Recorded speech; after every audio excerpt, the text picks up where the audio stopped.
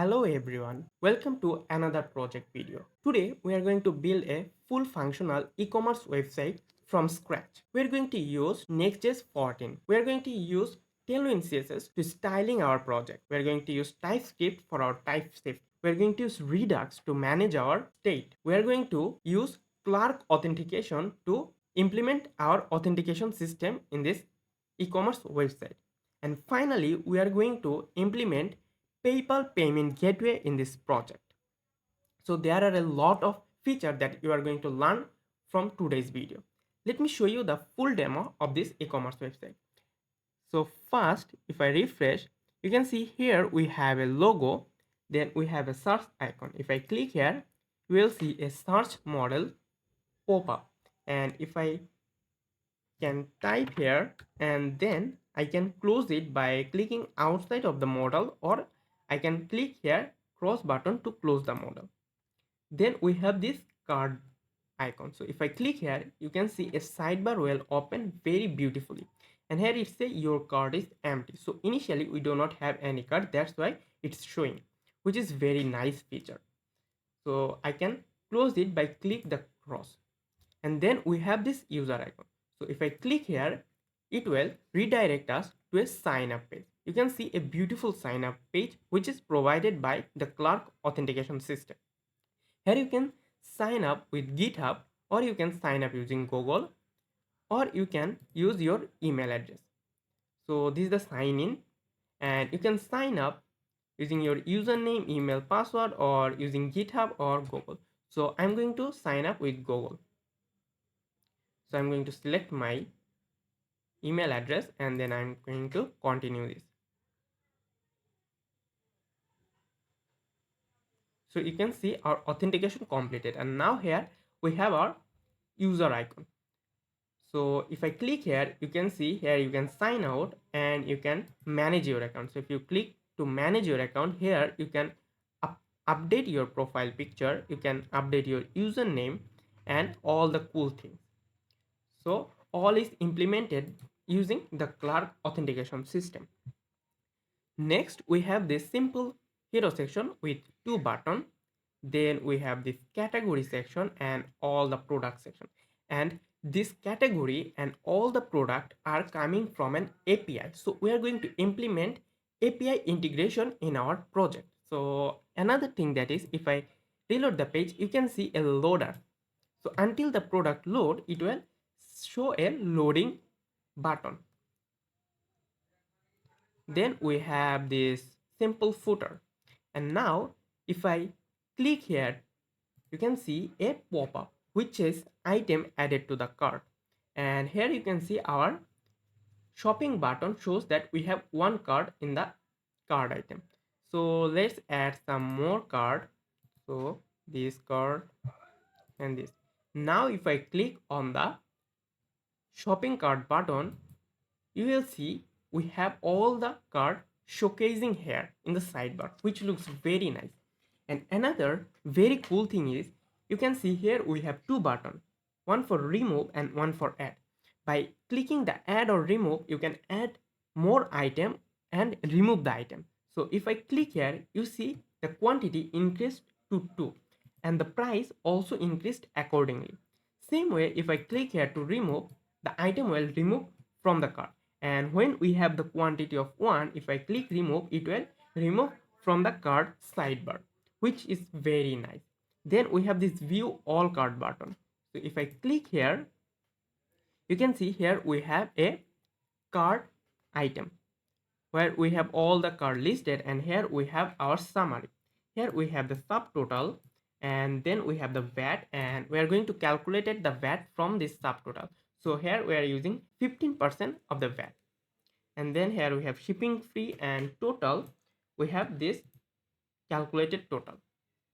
Then we have this PayPal button. Before showing you the payment integration, let me show you the product detail page. So if you click here to an individual product, it will open a beautiful product detail page. Here you can see we have some description, some category tag, and then add to cart button. Here also we have the related product. So you can see here we have the category of men's clothing. That's why we are showing the related product which is the same category, which is men's clothing. You can also add to cart from here. Now if I go to the cart and view all cart, and here we have our PayPal button. So if I click here, you will see a pop-up window. Here I'm going to use my password and then I'm going to log in. So this is sandbox account, which is it's the demo account. Here you can see we have our price, which is same as our cart total. Now if I click here to complete purchase, then it will complete the purchase and redirect us to a success page. You can see we are here. Our order is successful and all the card is removed from our card. So if I go to the home, and now I can add more card and then I can use the PayPal to check out. And another thing that is, if I sign out and then I go to the card item, you will see it says sign in to checkout. That means we cannot check out without authenticate. So we have to sign in to checkout. And another thing that is, our application is fully mobile responsive. If I show you the mobile devices, you can see everything fit very nicely in the viewport. So you can see the all the product, the footer, and if I click here to an individual product details, you can see it's also fit very nicely. And our card, view card, everything fit nicely in the mobile devices. Not only the mobile devices, also in the iPad devices, it's also fit perfectly. So this is our card page, this is our home page, and this is our detail page. So everything fit perfectly in our mobile devices and iPad devices. So this is our project. You can see there are a lot of features that we are going to implement. In this tutorial, I am going to teach you step by step how to build this e-commerce website from scratch. I am going to show you how to initialize a Next.js project with SharedCN, how you can implement a payment system, how you can integrate API in your project. I'm going to show you all the good stuff in this tutorial. So I encourage you to watch the full tutorial for more better understanding. All the starter file and all the code of this project will be given in the description. And if you have any question related to this project, you can ask me in the comment section. And don't forget to like, share and subscribe for more exciting Next.js project video. Now let's start building this awesome project. Now we are going to set up our project. For this, I'm going to create a new folder and I'm going to name it Next Shop YT. And I'm going to open this with my Visual Studio Code, and then I'm going to open a new terminal. Now I'm going to open my browser and search for SharedCN. In this project, we are going to use SharedCN UR. If I go to here and then get started and then installation, and we are using Next.js, then I'm going to copy this npm script and then I'm going to paste it here. One thing that is I'm going to change this my app to a dot slash so that all the packages are installed in our next shop YT folder. Now I'm going to hit enter. Now it asked me, would you like to use source directory? No, we are not using source directory, and we are going to use the app router, and we do not need to customize our default alias. Now it will install the necessary dependencies to initialize a Next.js project. So let's wait some time to complete the installation. The installation is completed. Next, we have to initialize our SharedCN UI. So I'm going to copy this npm script and then I'm going to paste it here and hit enter. So we are going to use the default style and the base color, and we do not use CSS variable for colors, so no. Then it will initialize our shared CN. So it's installing the dependencies, so it's completed. Then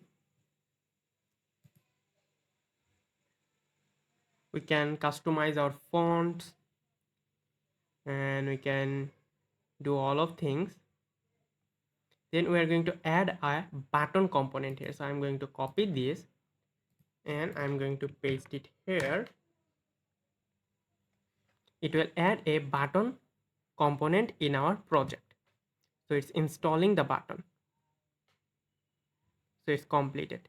Now you can see in component UI we have a button. Here we have some variant, all the things. You can customize this as you want, or you can use their default variants also. So this is our component. Next, in Tailwind config, you can configure a lot of things here if you want. Then let's open the app folder. So here we have the page.tsx, which is our main page. So here I am going to remove all of this and I'm going to use a shortcut RAFC to create a component boilerplate, and I'm going to name it homepage, and I'm going to save this. So to use the shortcut you have to install a extension which is ES7 React Redux React Native Snippet. If you install this extension you can use this shortcut. Now let's add a Tailwind class name to see if our Tailwind CSS is working properly or not. So text 8XL and text rate 400. And also here I am going to use a button to see if our shared CN is working properly or not. So here I am going to import button from component UI button, and I am going to give this a shared CN. So now if I run npm run dev, and then I'm going to open the browser and let's go to localhost 3000. So if I go to the localhost 3000, you can see we have our text, our tailwind is working properly, and our shared CN button is also looks very nice. Now we need some image for our project. So I'm going to create a new folder inside my public folder, and I'm going to name it images. And here I'm going to copy some of the images that we are going to use in this project. This image will be attached to the starter file. So you can just download this starter file and you will have these images. So now here I am going to create one which is root. So this is our root folder. This root will be excluded from the URL because we use the first bracket here. And another folder that we are going to add in the app, which is auth. So in the auth, we are going to add our authentication related files, and in the root we have home. So we have home, and then in the root we also have a product.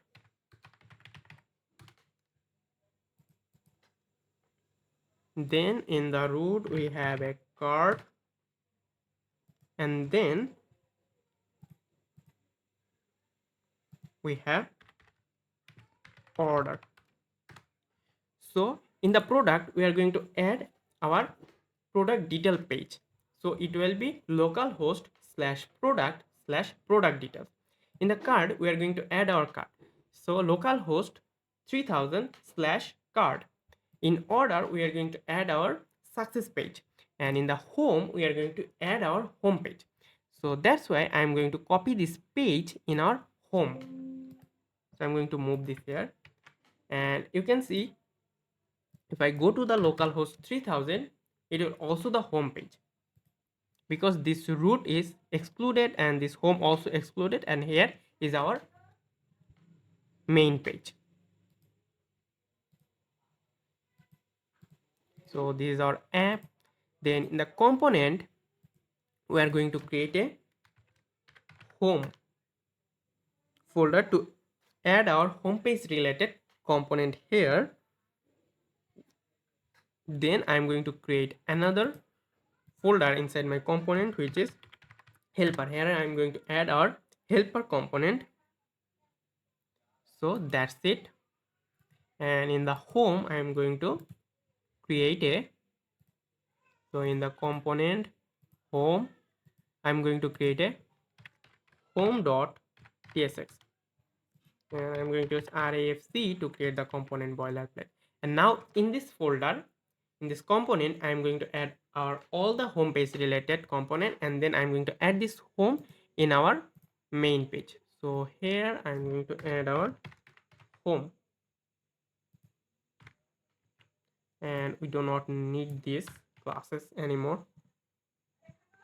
Now if I check, here you can see we just have the home text. Now here we do not need the button, so I'm going to remove this. Next we are going to configure our metadata. So for this I'm going to open the layout.tsx folder. Here you can customize your font also. You just need to import it from next font Google, and then you can add this here. Here I am going to change the metadata. For the title I am going to give the title of WebDev shop Next.js,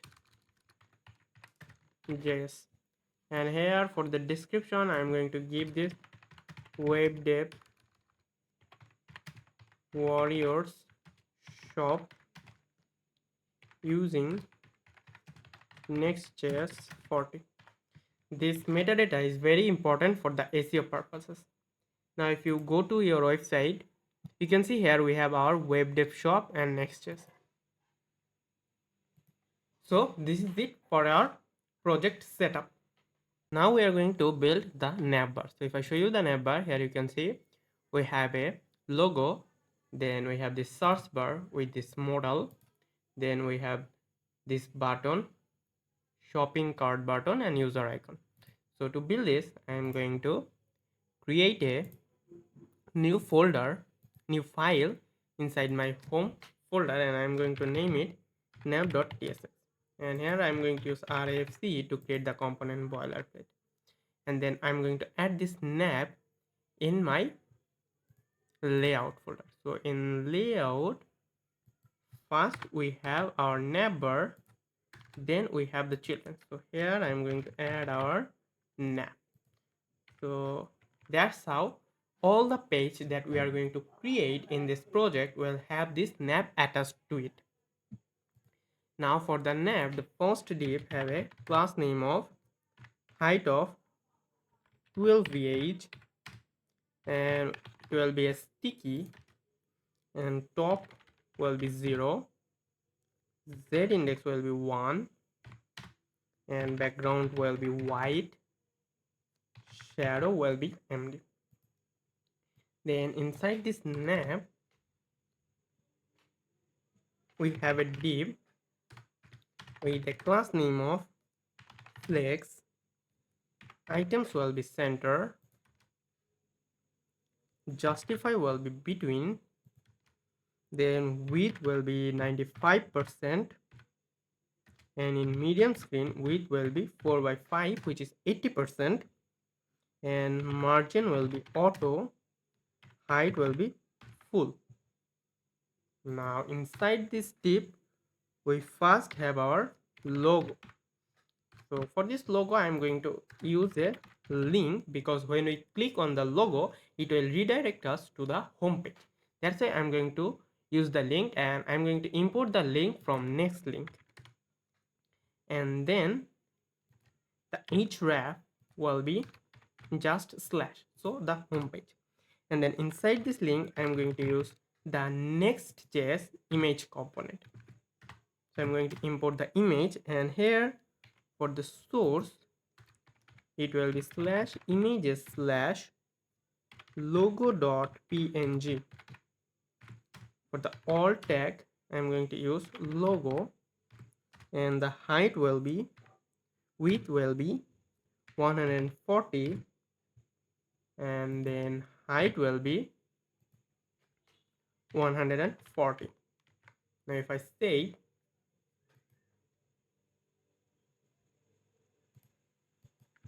so if I save, let me refresh the page.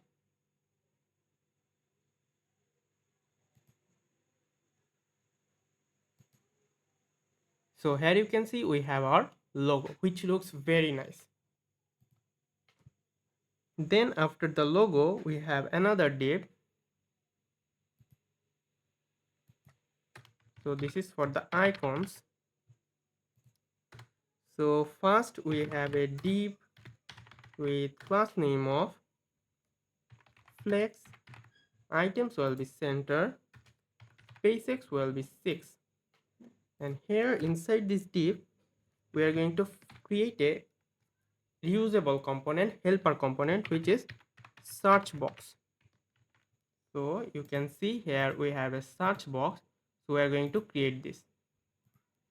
So I am going to open my helper folder, and here I am going to create a helper component which is searchbox.tsx.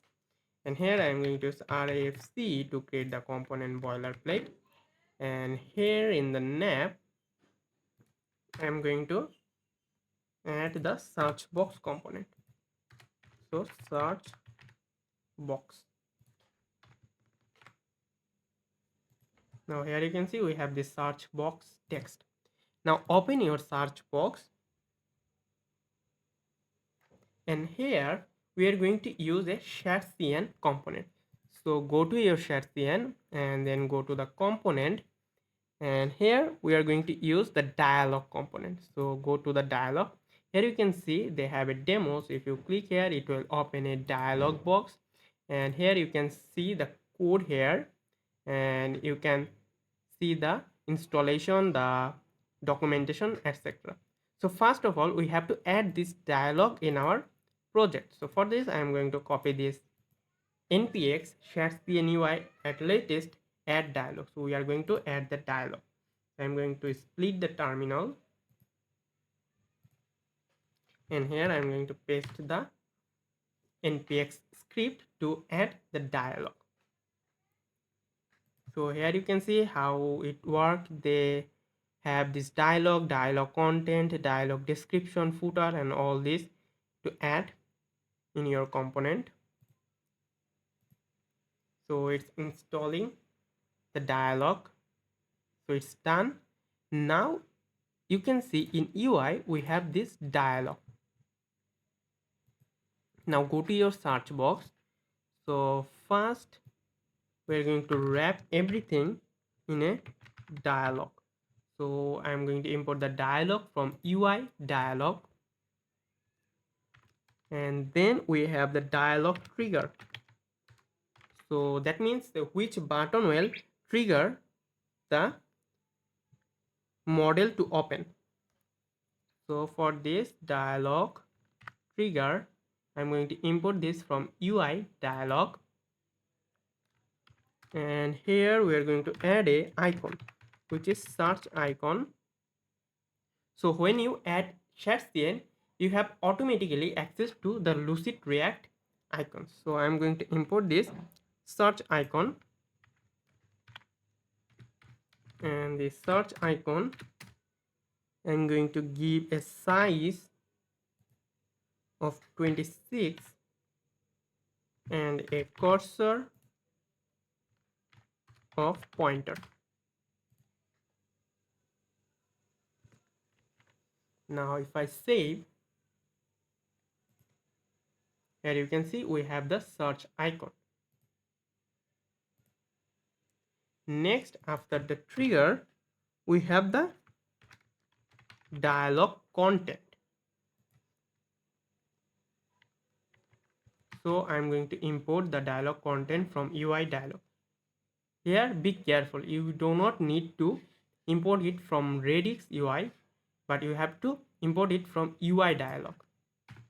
So here we have the content.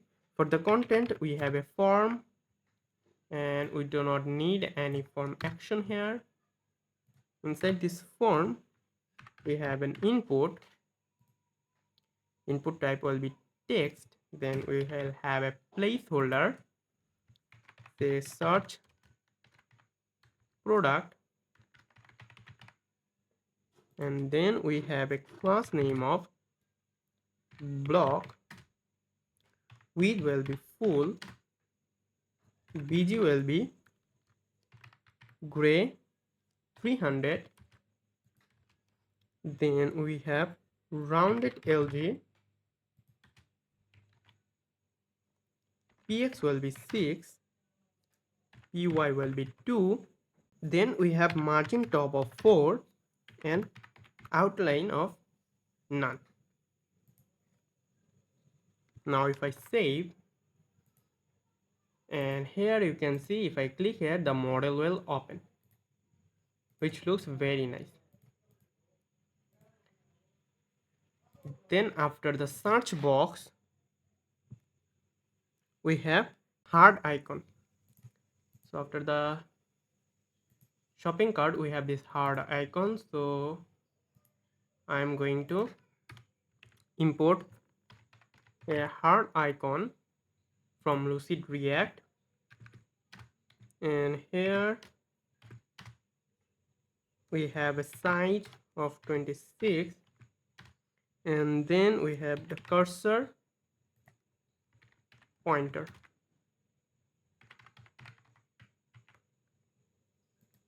So here you can see we have this hard icon. Then we are going to create another custom component, reusable component, which is shopping cart button. So we are creating this as a separate component because we have to add a lot more of things in the future when we implement the cart functionality. So that's why I'm going to create a separate component for this button. So in the helper I am going to create a shopping cart button.tsx, and here I am going to use RFC to create the component boilerplate, and then I'm going to add this in my navbar. So shopping cart button. Now in the shopping cart, for the first div we have a class name of relative. Then inside this we have a span. Here we have our quantity, so how many items are added in the cart. Then we have a shopping bag icon. For now I am hard coded the 6, but when we implement the functionality then we will change this. So this shopping cart icon will have a cursor of pointer and size will be 26, and for this span we have a class name of absolute, then we have minus top of 3, minus right of 2, width will be 6, height will be 6, bg will be rate 500, text will be center, it will be a flex, items will be center, justify center, flex direction will be column, text will be extra small, then text color will be white, and rounded will be full. Now if I save, here you can see we have this beautiful shopping cart button with this number. Next we have the user button. So in the nav, after the shopping cart button, we have the user button. So user button. So here I'm going to use a user icon from Lucid React, and here the size will be 26 and cursor will be pointer. So if I save, you can see we have this user icon which looks very nice. Now if I show you the responsiveness, so if I inspect and select mobile devices, you can see it fit perfectly in the mobile devices. And if I select iPad devices, you can see it's also fit perfectly in the iPad device. So our Navbar is completed. Now we are going to implement our authentication. So for this we are going to use Clerk authentication system. So if I go to Clerk auth, so then go to their website. First I have to sign in. So I'm going to click here to sign in, and I'm going to use my Google account. And now we are on the dashboard. Here I'm going to create an application. So I'm going to name it WebDev shop. Then we're going to use email, Google, and we're also going to use GitHub. If you want more like LinkedIn, then you can just click here. But for this application, we're just going to use Google and GitHub. And I'm going to open the username. No, we do not need the username here. And now I'm going to create the application. Now here we are using Next.js. So first we have to install the Clerk Next.js. So I'm going to copy this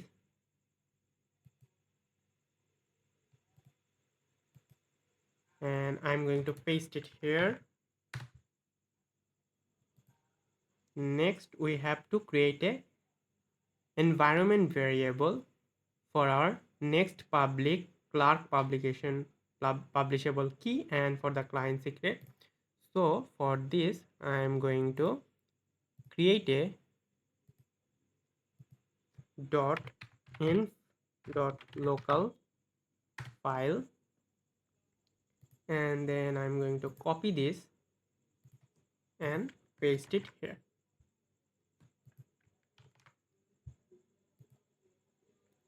So then we have to create a middleware.ts file. So I'm going to create a middleware. So let's see the spelling, ware.ts, and here we have to copy this. So I'm going to copy this and paste it here. Next, in the layout we have to provide the Clerk provider. So for this I am going to open my app and my layout, and then I'm going to wrap everything with our Clerk provider.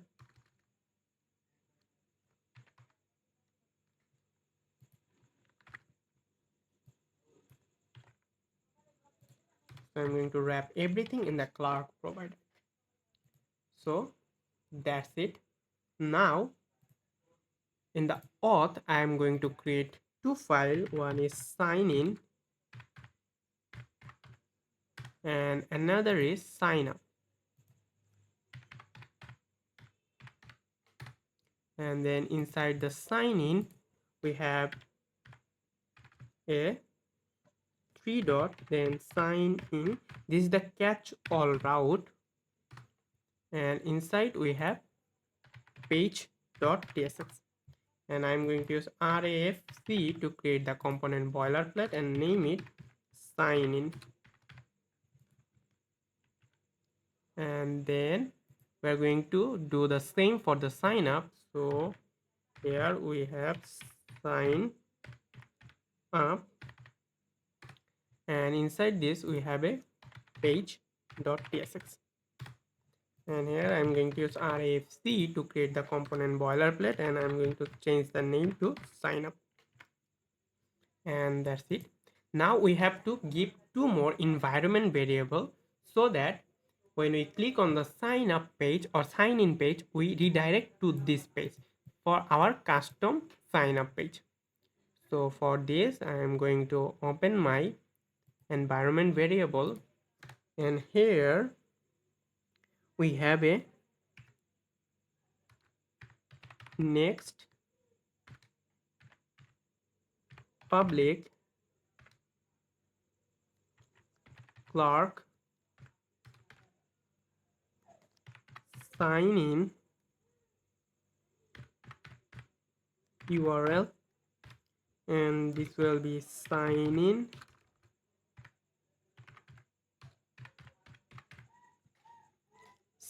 and another one is for sign up, and this will be sign up. So that's it. Then we have to go to our sign in page,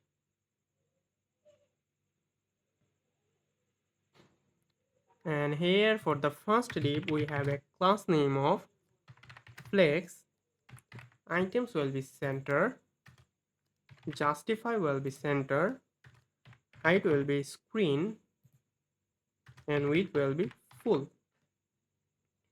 And here we have the sign in component. So sign in component, and it will be coming from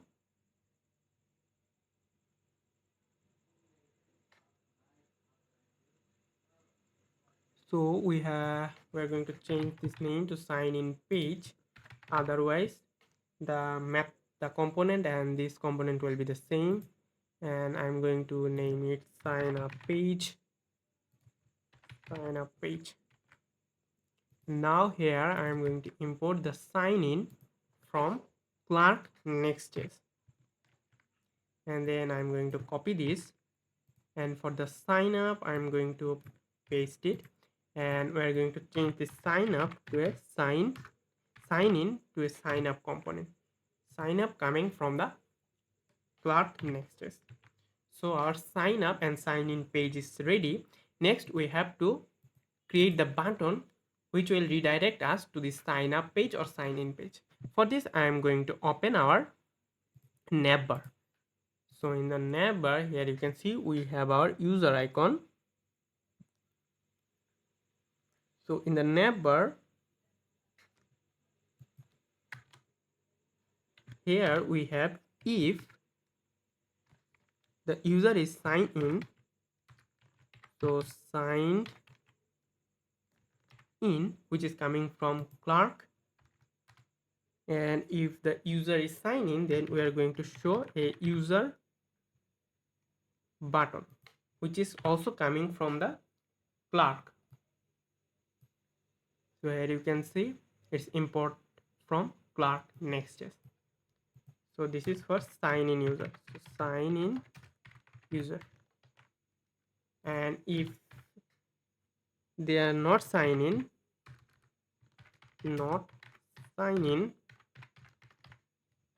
then we are going to say if sign out,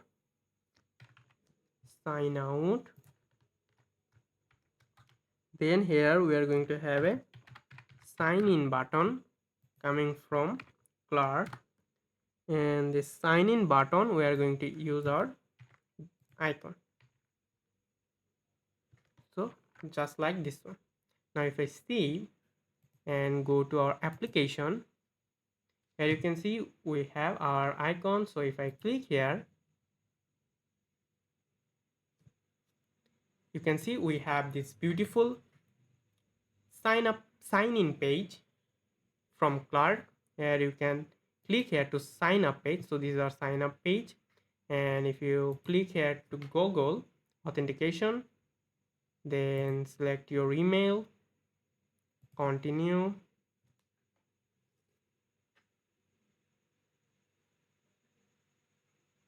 and now here you have your user icon. So we are successfully authenticated. Now if I click here, and you can manage your account. Now you can change your profile picture and all the things. You can sign out from the application by clicking here. Now go to the dashboard, and here in the users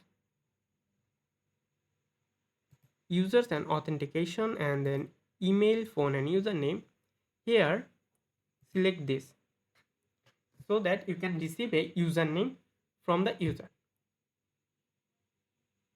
So click here to save. Now if you click here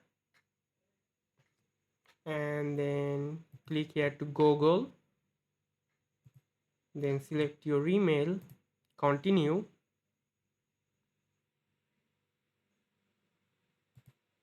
and now if you go to the manage account, now you can see you have an option to set your username.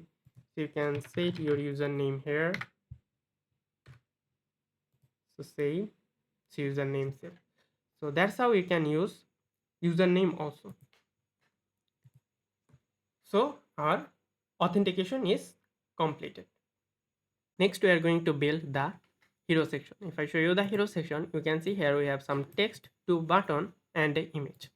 So to build this, I'm going to create a new file inside my home folder, and I'm going to name it hero.tsx, and I'm going to use RFC to create the component boilerplate, and then I'm going to add this inside my home component. So here I'm going to use our hero.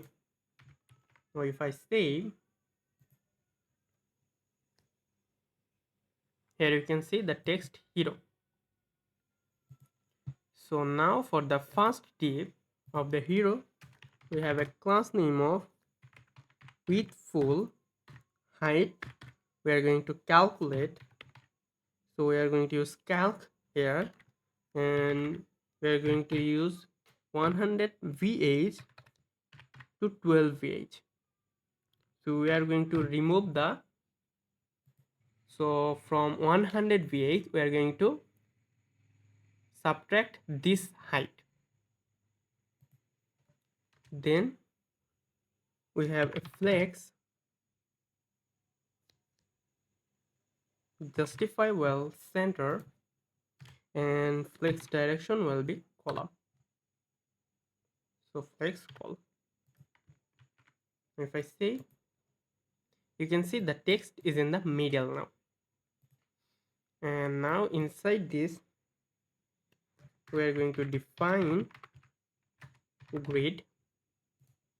So here we have a div with class name of width will be 4/5, which means 80%.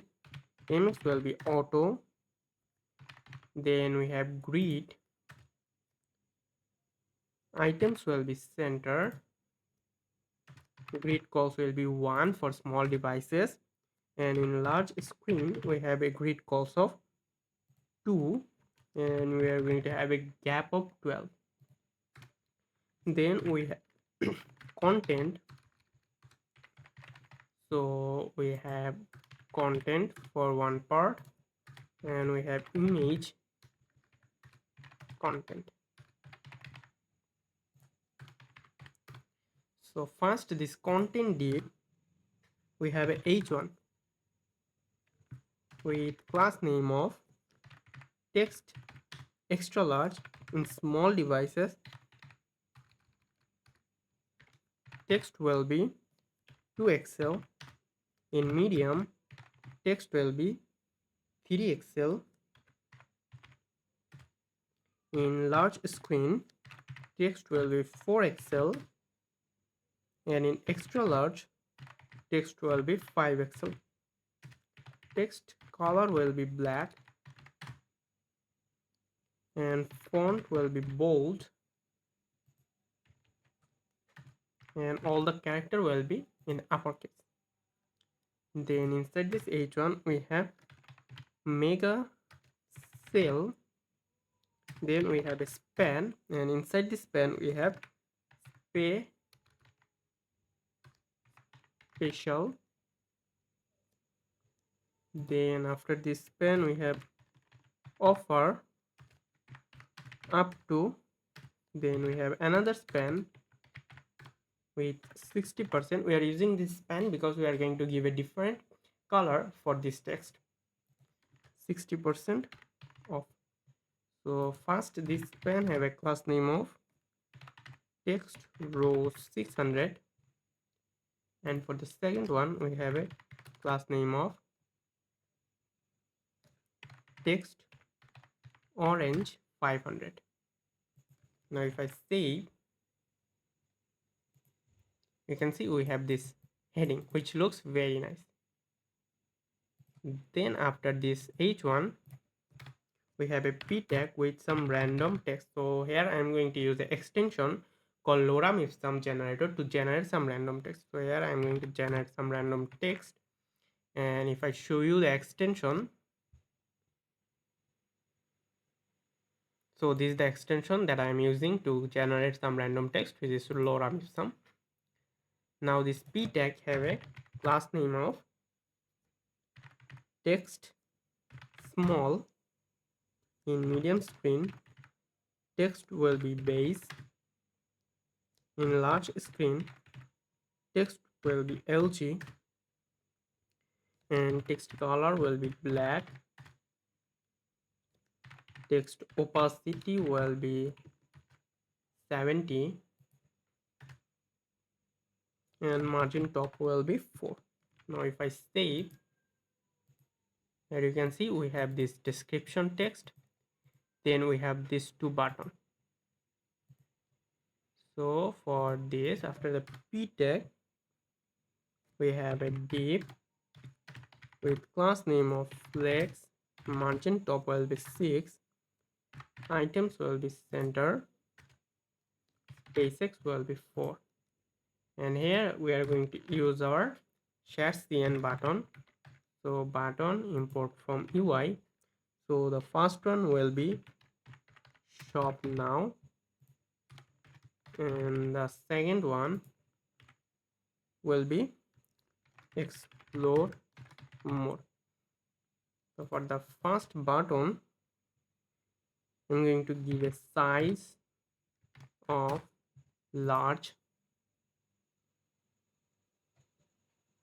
and here I'm going to pass some extra classes. So class name I'm going to give a bg blue of 700, and for the next button I'm just give the size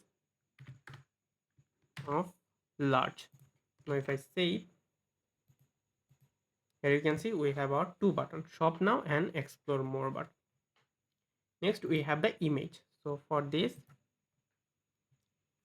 div we have a class name of, it will be hidden in smaller devices, and in large screen it will be block.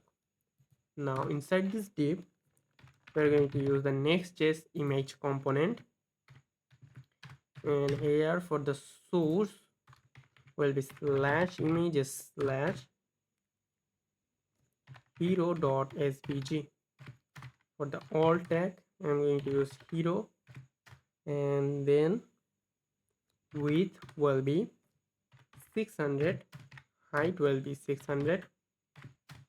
Then we have a class name of, in large screen height will be 50%, in large screen width will be 50%,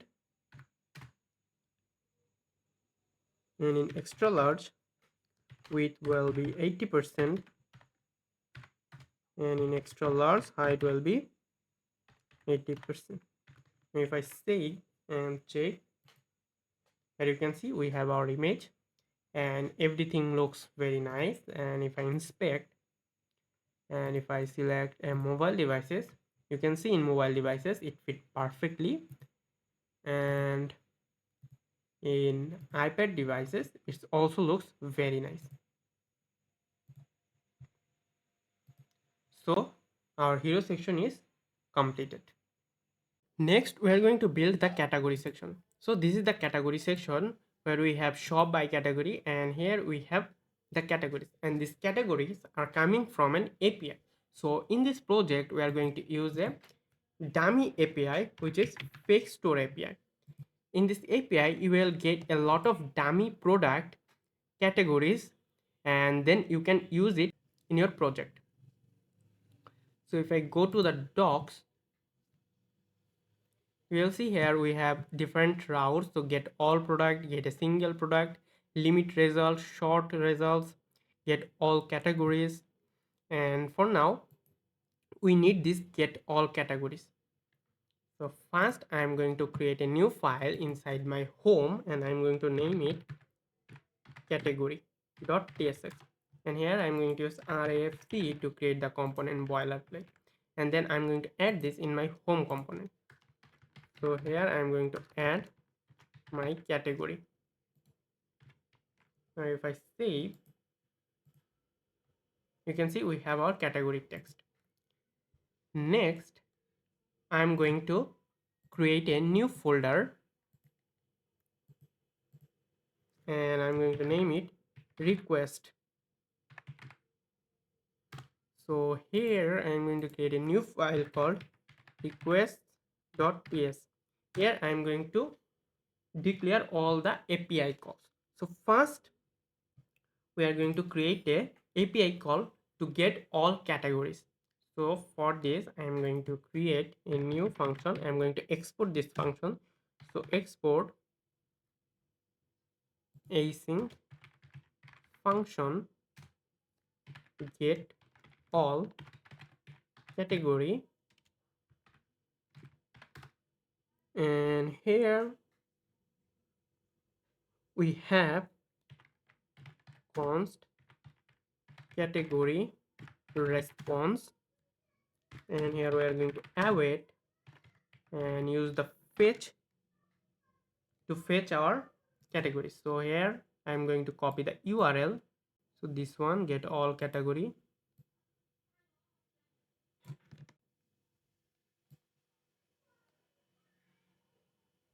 so I'm going to copy this and then paste it here. Next we are going to return the category response.json. That's it.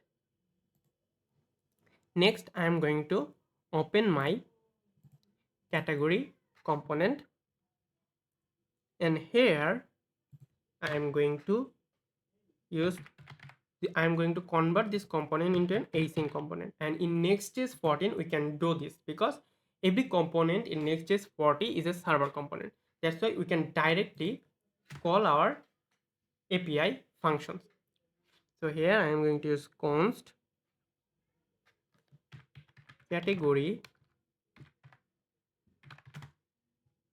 equal to, and we are going to await because we are returning a response from the get all category function. So here I am going to call get all category, just like this one, and this category will be a type of string array. So if I save and if I log the category,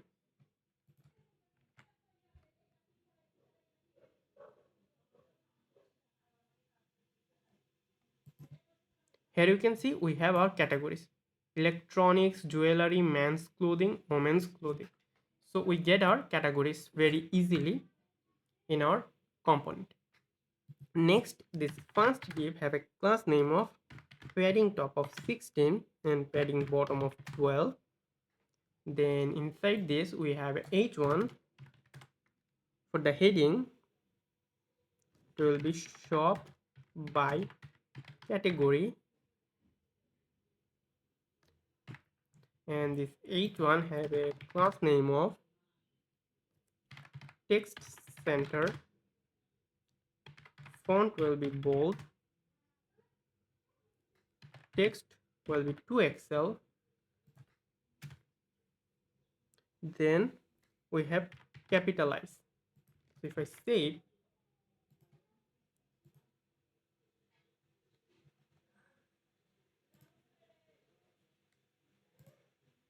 And here you can see we have this title shop by categories. Next, after this h1, we are going to define a grid. So define grid, then this div have a class name of margin top of 12, width will be 4 by 5, mx will be auto, and we are going to use grid calls will be 2 for small devices, and in large devices grid calls will be 4, in 3 in large screen grid calls will be 3, and in extra large grid calls will be 4, and gap will be 8. Then inside this div we are going to map through our categories array. So here categories dot map, and we'll get individual category, and from here we are going to return a div,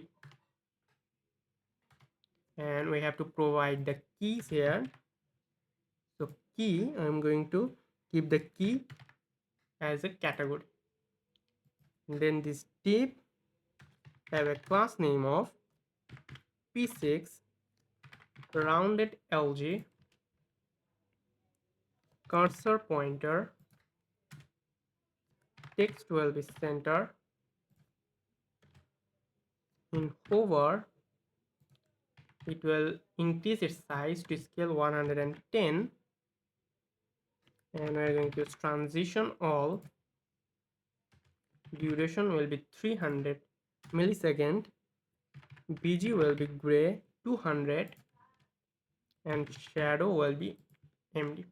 And then inside this div we're going to have a h1 with our category. So this category is coming from this.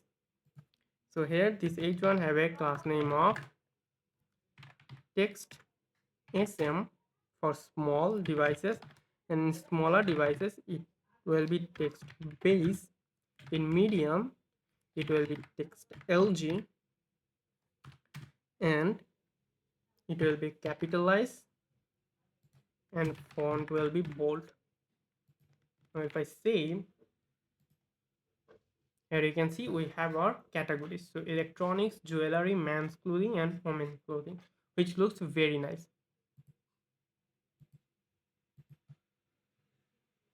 And if I show you the responsiveness, if I select a mobile devices, you can see this looks very nice in the mobile devices, and in the iPad devices it also looks very nice.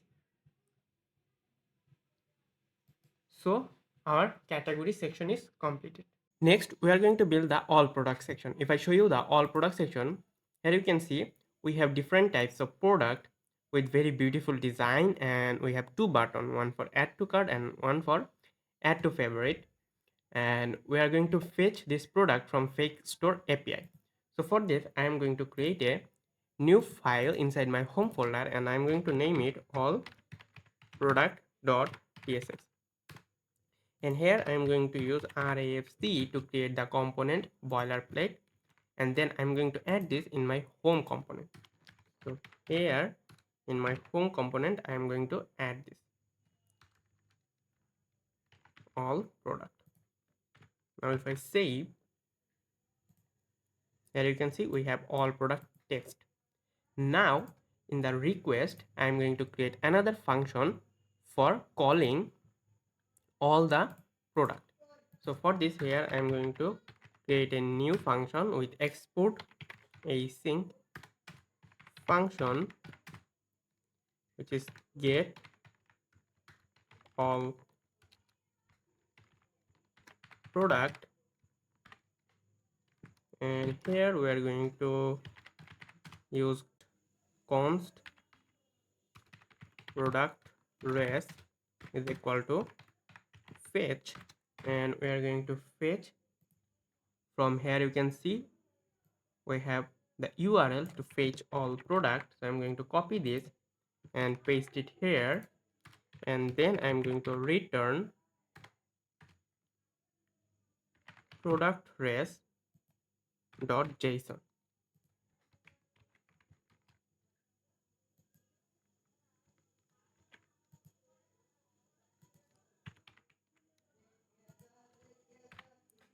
We do not need the wait, we are going to return the response from here.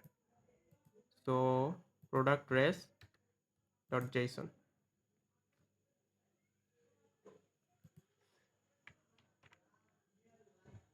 So here we have to await. So now it's perfect.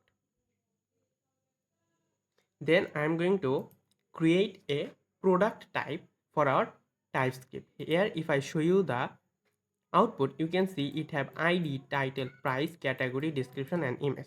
So now I am going to create a type for our product so that we can use it for our TypeScript type safety. So that's why I'm going to create a new file here and I'm going to name it typing.t.ts, and here I'm going to export a type product, and in the product we have a ID of number, then we have title of string, price will be number, description will be string, category string, image will be string, and finally we have rating, which is an object, and inside this object we have a rate of type number, and we have a count which is type of number. So this is our product type. Now I am going to open our all product, and here I am going to make it a client component, and I'm going to fetch the product in our client side rendering method. So we are going to use effect here. So I'm going to make it use client so that we can call our API in the client side. And here I'm going to create a state variable, so which is products, and set products, and I'm going to use state, and use state initially will be null and its type will be product, which is importing from our typing file, and it will be an product array or it will be an null. Then I'm going to create another state variable for the loading state. So loading, and set loading, and initially it will be true. So until we are fetched our product and show it, we will show the loader. Now here I'm going to use effect,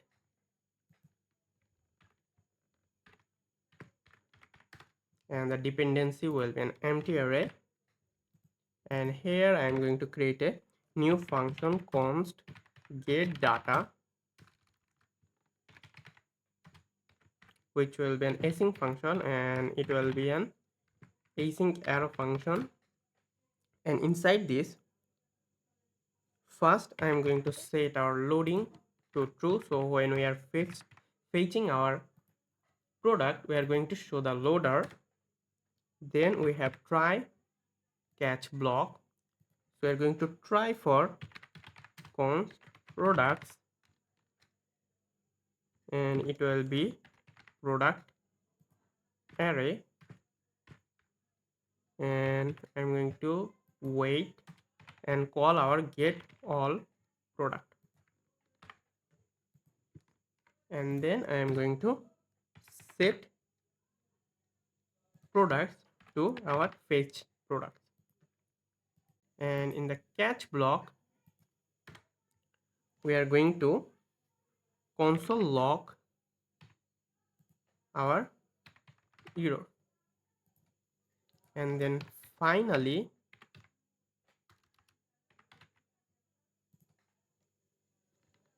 we are going to set our loading to false. So that's it, and then I am going to call our get data function. So get data function. Now if I log the products and go to the console,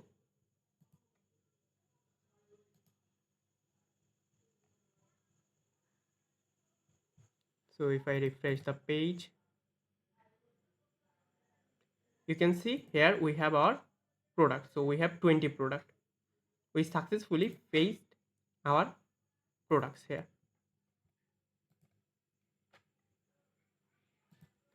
Now we are going to start designing our component. So for the first step, we have a class name of padding top of 16 and padding bottom of 12, and then inside this we have a h1 with the text all product, and this h1 have a class name of text center, font will be bold, text will be 2XL. Now if I save, here you can see we have all product, so it will be all products. Now it's perfect. Then we are going to check, so if the loading is true, if the loading is true, then we are going to show a loader, otherwise we will show the product cart component.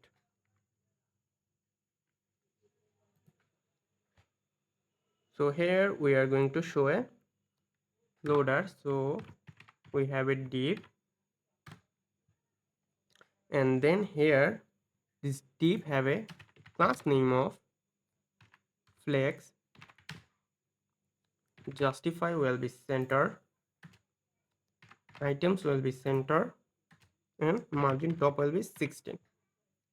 Then inside this we are going to have a loader which is coming from Lucid React, and its size will be 32, and we are going to apply a class name, and animate will be spin. So we are having a spinning loader, and then if it's not loading, then we have a div, and this div have a class name of width will be 4/5, mx will be auto, margin top will be 16. We are going to use grid calls will be 1, and in smaller devices grid calls will be 2, in medium screen grid calls will be 3, and in large screen grid calls will be 4. And now inside this div we are going to map through our products. So products dot map, and here we are going to get our product, and then I am going to return it. Here I am going to create a new component, a reusable component, which is product card. So product card. So let me create this component here. So product card.tsx, and here I'm going to use RFC to create the component boilerplate. And now in the all product, I'm going to import this product card. So for all the product, we are going to return a product card component here. And here we have to pass our key. So for the key, I'm going to pass product dot id, and here I'm going to pass a props which is product, and in product props I'm going to pass the currently iterating product. So just like this one. So now we have to receive the props in our product card. So in the product card, I'm going to declare a type props, and here we are receiving a type of product which is type of product,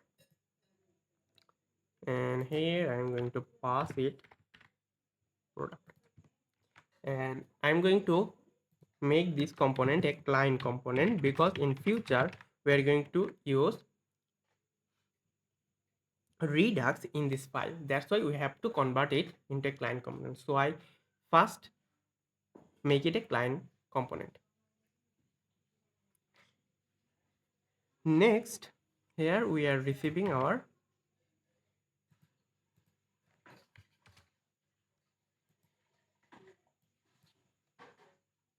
so here we are passing the product as a props, and in the product card here we will have our props, and then I am going to import the product. Now here we have to make some constant. So first one, I'm going to create a const num, and this num will be math dot round, and here we are passing our product dot rating dot rate. So some of our product rating are 4.3, 4.3, some are 2.9 and 3.9. So we are rounding them. So we are making them like 4, 3, 2. So we are rounding them, and then after rounding them, we are going to create an array. So const rating array. We are doing this so that we can show correct star review in our product. So you can see some have 3, some are 2, some 3, 3. So for this I am going to make it a array. So rating array will be new array, and here we are passing the number, and we are going to fill it 0. So suppose you have a product with rating 4.3 and it rounded to 4. So the number will have 4, and in this rating array we are making it an array of 4 element, and we are going to fill it with 40. Now the advantage is we can now map through them, and for every 0 and every item we can show a star. So that's how, if the rating is 4 we are going to show 4 star, if the rating is 3 we are going to show 3 star. So this is the idea. That's why I am doing this, creating a rating array. So it's completed. Next, for the first div we have a class name of padding 4. Then inside this div we have another div with class name of width 200 pixel and height will be 150 pixel. Then inside this we have a image which is coming from next image, and here we have a source. For the source we are going to use product dot image, and then we have alt. For the alt I'm going to use product dot title. Then we have width of 100 and height of 100. Then we'll apply some class name. So width will be 80%, then height will be 80%, and object will be content. So if I save and check, so here we are receiving an error because if we use Next.js image component, then we must have to add this in our configuration. So it's a invalid source props. Next image host name is not configured. So we have to configure this so that our next image can understand it. So for this, what we need to do is we have to go to our next config.js. So if I open our next config, and here we have to add this. So I'm going to paste the code. So here we are pasting and property image, and here we have the remote patterns, and then protocol will be https and host name will be fakestore.api.com. So if I do this and save this, and now if I go to the localhost 3000 and if I refresh the page, so it's compiling.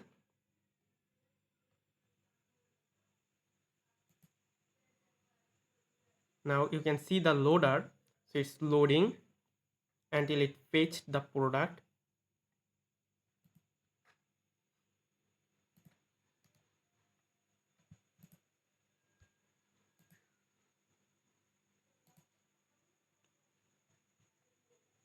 So let me refresh again.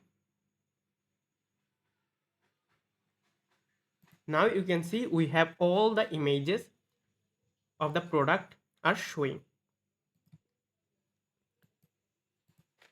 So next, after the image, then we have a p tag with product dot category, and this p tag have a class name of margin top will be 5, text will be extra small, capitalize, then text gray 600. Now if I save, here you can see the category is showing. Then we have a link which is coming from next link, and the href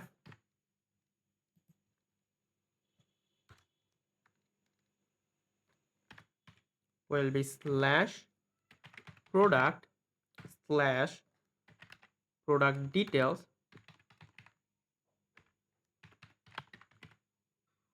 and slash we are going to pass the product id. So product dot id. This route is not yet implemented. So when we click this, we are going to redirect to the product detail page, and we are going to create this route and the product detail page later. So here we have a h1, and here we are showing the title. So product dot title. Then this h1 have a class name of text will be large, cursor will be pointer, in hover the text will be blue, 900, transition will be all, in hover we're going to add an underline, and in small devices width will be full, and small device we're going to use truncate. So we are not going to show all the big title, we are going to show the portion of a title so our design does not break. Then margin top will be 2 and text will be black. Font will be semi-bold. Now if I save, here you can see we have the title, which looks very nice. Next, after this link, we have a div with class name of flex. Items will be center, and here we are going to map through our rating array dot map, and we do not need what we get. So here we are going to get star, and then we are going to return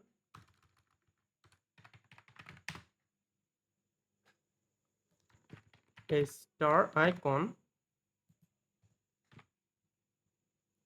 and here we have to pass a key. So for this one I am going to pass math dot random and multiply it with 1000. Math dot random and then multiply it with 1000. Then the size will be 16, and we are going to fill it with yellow color, and we have a class name of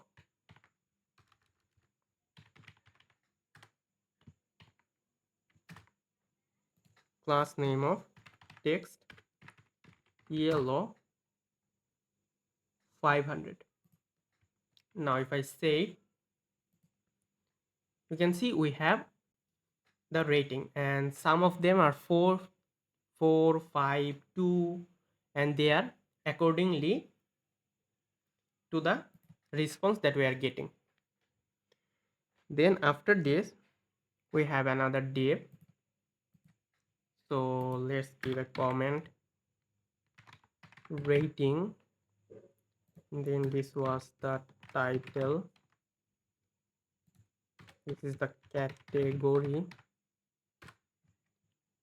and this is the image. So after the rating we have a div. This is for pricing.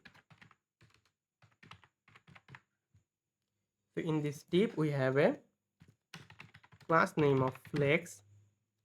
Margin top will be 2, items will be center, SpaceX will be 2, and then inside this we have a p, and here you can see we have a price which is like that. This is the discount price and this is the original price. So we are going to do this. So for this, in the p we are going to add a dollar sign first, and then another dollar sign, and product dot price, and we are going to add 10 extra dollar to the product so that it looks like that the actual price is $10 less. And then we are going to apply dot to fixed,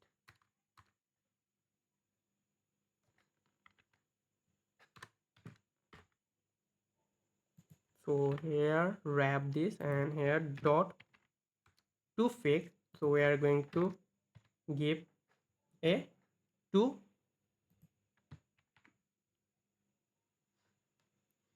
So that's it.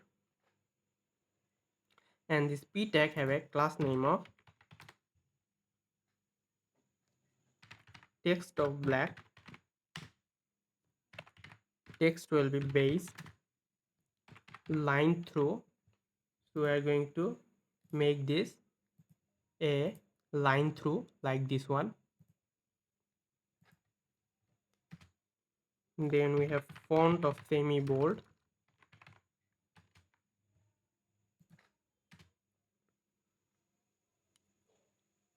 and opacity will be 50. And then we have another p tag with the actual price. So this one will be the actual price. So product dot price, and this p tag have a class name of text black, text lg, font will be semi bold, and SpaceX will be 2. No, SpaceX, we do not need SpaceX. The opacity will be 80. So if I say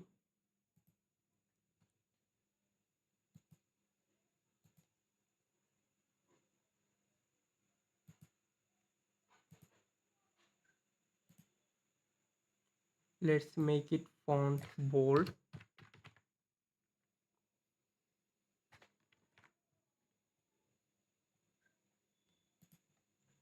now it looks nice like this one. So here you can see it looks very nice and professional. Next we have these two buttons. So after the pricing div we have buttons. So here we have a div with class name of margin top of 4, flex, items will be centered, SpaceX will be 2, and then we have a button from our UI button, and this one inside this we will have a shopping bag icon, and this button will have a size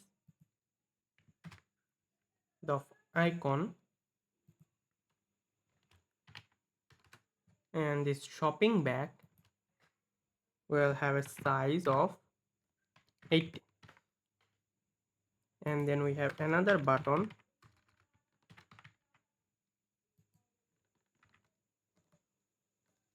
and inside this we will have a heart icon, and it will be a size 18, and this button size will also be icon. And here we are going to apply a extra class name which is bg rate 500. Now if I save, here you can see we have our two buttons and everything looks very nice and clean, just like this one. So if in all product we are missing a gap, so here we have a gap of 12. Now if I save this, now it looks perfect. We have some spacing, so everything now looks very nice. So if I refresh, we'll have the loader, and after the product fetch, all the products are showing. So if I show you the responsiveness, if I inspect and select an iPhone devices, you can see now we have one product and it looks very nice in the mobile devices. And in iPad, you can see in iPad it also looks very nice. So our all product section is completed. Next we are going to build the footer section. So if I show you the footer section, you can see this is our footer section where we have 4 parts and some footer links. So to build this, I am going to create a new file inside my home folder, and I am going to name this footer.tsx, and then I am going to use the RAFC to create the component boilerplate, and then I am going to add this in my layout folder. So nav, then children, then we have the footer. Now if I save, here you can see we have the footer text. Then in the footer, the first div have a class name of padding top of 20, padding bottom of 12. And then we are going to define our grid system. So define grid system, and here we have a div with class name of width 4x5. Then we have border, bottom will be 1.2 pixel, padding bottom will be 8, border bottom color will be slate 500, then mx will be auto, then we have grid, grid calls will be 1 for smaller devices, in medium screen grid calls will be 2, and in large screen grid calls will be 4, and we have a gap of 12. Then inside this div we have our first part. So first part, in the first part we have a div. Here we have a h1 with wdw shop,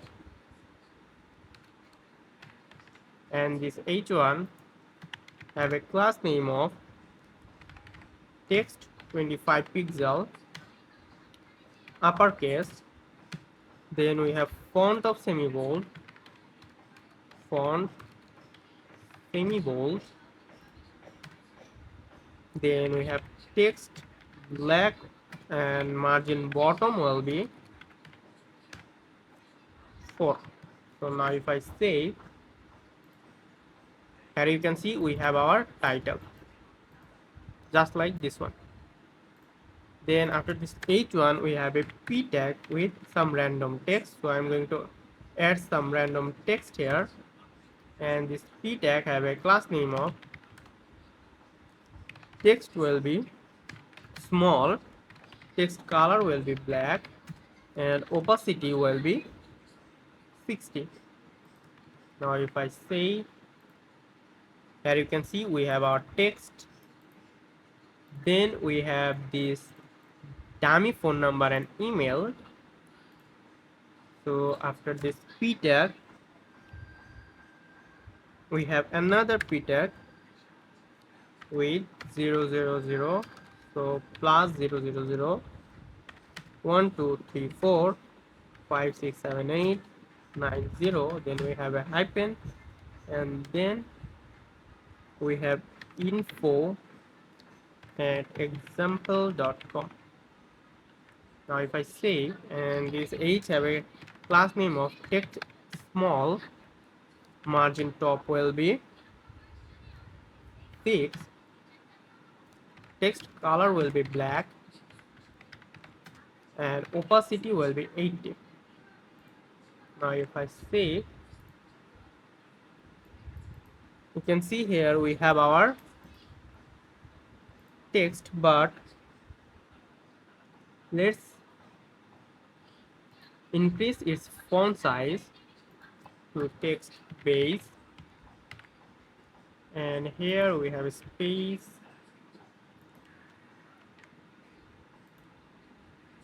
Now it looks nice, just like this one. Then we have some footer links. So for this, after this div we have our second part, where first we have a div, and this div have a class name of, in large screen mx will be auto, and then inside this div we have a h1 information, and this h1 have a class name of footer title. So we are going to create this custom class name in our global css file, and then we have a p with the text about us, and this p have a class name of footer link. Now we are going to create these two custom class in our global CSS. So I'm going to open my global.css, and then here we are going to add a new layer components. Then here we have dot footer title, and in footer title we are going to apply text will be LG Excel. Then we have text color will be black, and margin bottom will be 6. Next we have our footer link. So footer link dot footer link, and here we are going to apply text black. Text will be 15 pixel, opacity will be 90, margin bottom will be 4, width will be feet, cursor will be pointer. In hover, the text color will change to yellow 600, and that's it. Now if I save, and here you can see we have our title and our about us, just like this one.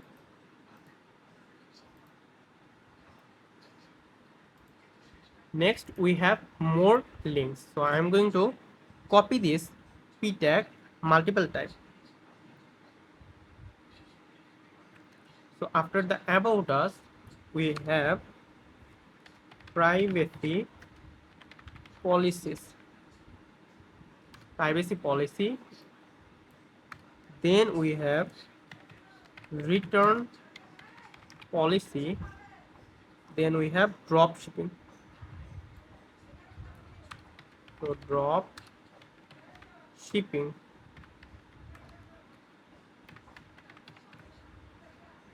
Now if I save, here you can see we have our footer link.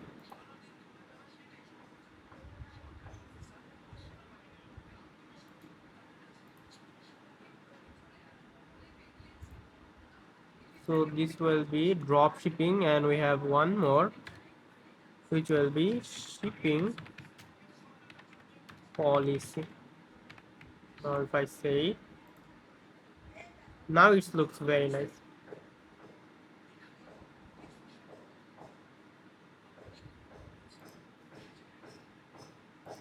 Drop shipping. Now this looks perfect. Next we have the third part, which is similar to this one. So I'm going to copy this and paste it here, and then here we have account. The title will be account. Then we have dashboard.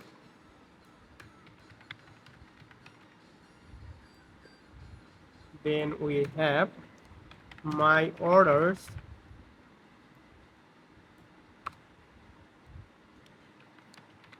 Account details.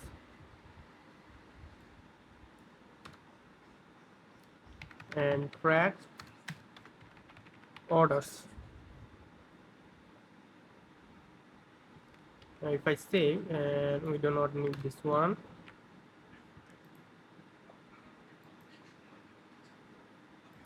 So this looks nice. Then we have this shop part, which is also similar to this one, and that's why I'm going to copy this. So fourth part, and I'm going to copy this and paste it here. Here we have shop. Then we have affiliate, best seller,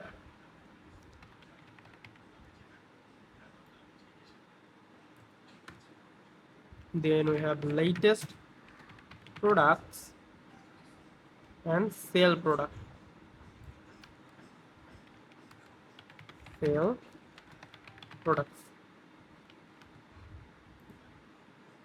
You can see our footer links are looking very nice. Then we have this copyright text and this image. So for this I am going to create another div. So this is the copyright.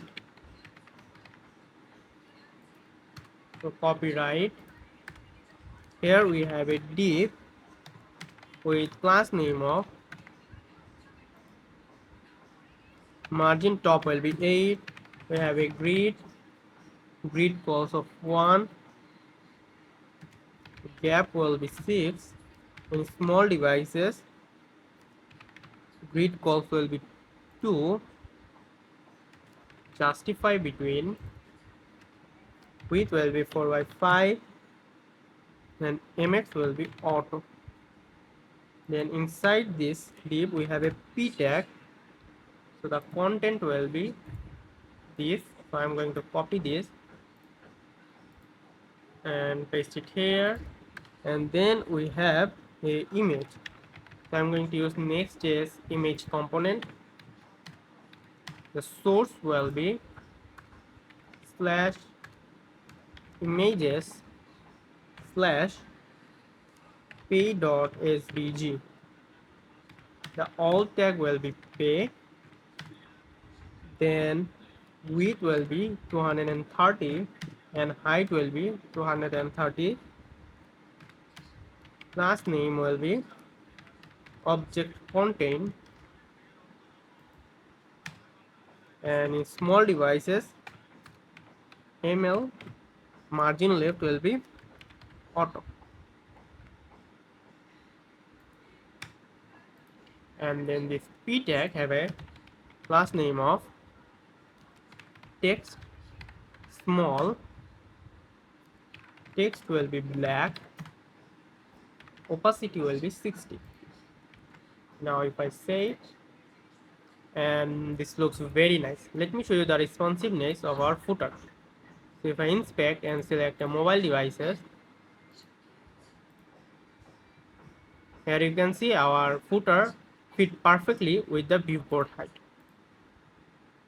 And if I select the iPad devices, you can see it's also fit perfectly in the iPad devices. So our footer section is completed. Next, we are going to build the product detail page. So if I show you the product detail page, so if you click any of the product, it will redirect you to a detail page, and this is the detail page where we have an image, we have title, we have rating, price, and details of this product, and then we have the related product. So now we are going to build this component. So for this we already add the route. When we click on this title, we are going to the route which is localhost 3000 slash product details slash the id. So now we are going to build this route. For this we already have our product route. So this route will go to the localhost 3000 slash product. Now we are going to add another one which is product details. Now it will go to the localhost 3000 slash product details, and then we have an id, and the id is dynamically changing. That's why we have to use dynamic routing. So for this we have to use this curly braces, and then we are here receiving an id, and then inside this we are going to create a page.tsx, and here I am going to use rafc to create the component boilerplate, and I am going to name it product details. Now if I save,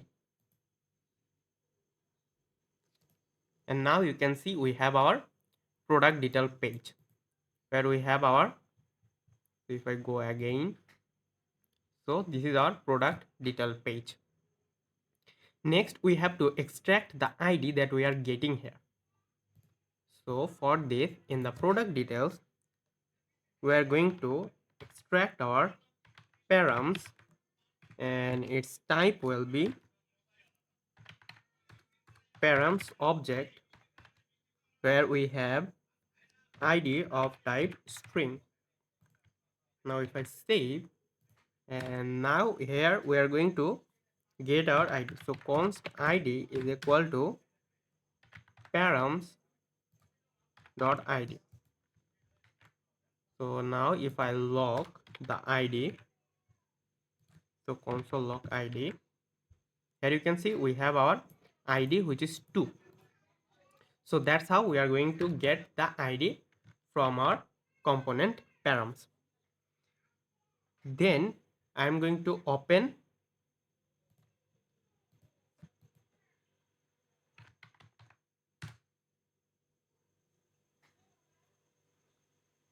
FakeStore API, and here I am going to get a single product. So this is the request to get a single product by ID. Now I am going to open my request folder. So request.ts, and here I am going to export another function, async function, to get single product. And here we will receive an ID of type number. No, we are receiving an ID type of string. And then here we are going to const single product response will be fetch, and the URL we are going to use is this one. So I'm going to copy this, and I'm going to make make it a template literal, and I'm going to paste the URL, and here instead of the one we are going to insert our ID, and then I'm going to return single product res.json. First we have to add a await here, and here I'm going to add the JSON.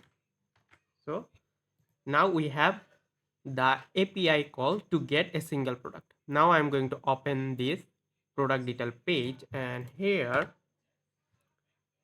I am going to create a constant and single product, and this will be type of product. And first we have to convert this as an async component, and this is a server component, that's why we can use the async here. And here I'm going to await and call our get single product, and then I'm going to pass the ID. Now if I log single product, you will see here we have our the product details that we are sending this ID. So this is our details. So now we have our information here. Next I'm going to use a const related product which will be a type of product array, and here we are going to open our FakeStore API again, and here we are going to use this API call. So get products by specific category. So I am going to create a new request in our request.ts, and I'm going to export another async function.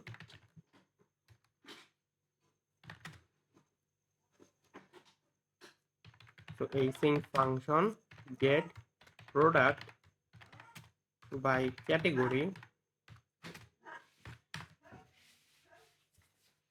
and here we will receive a category of type string,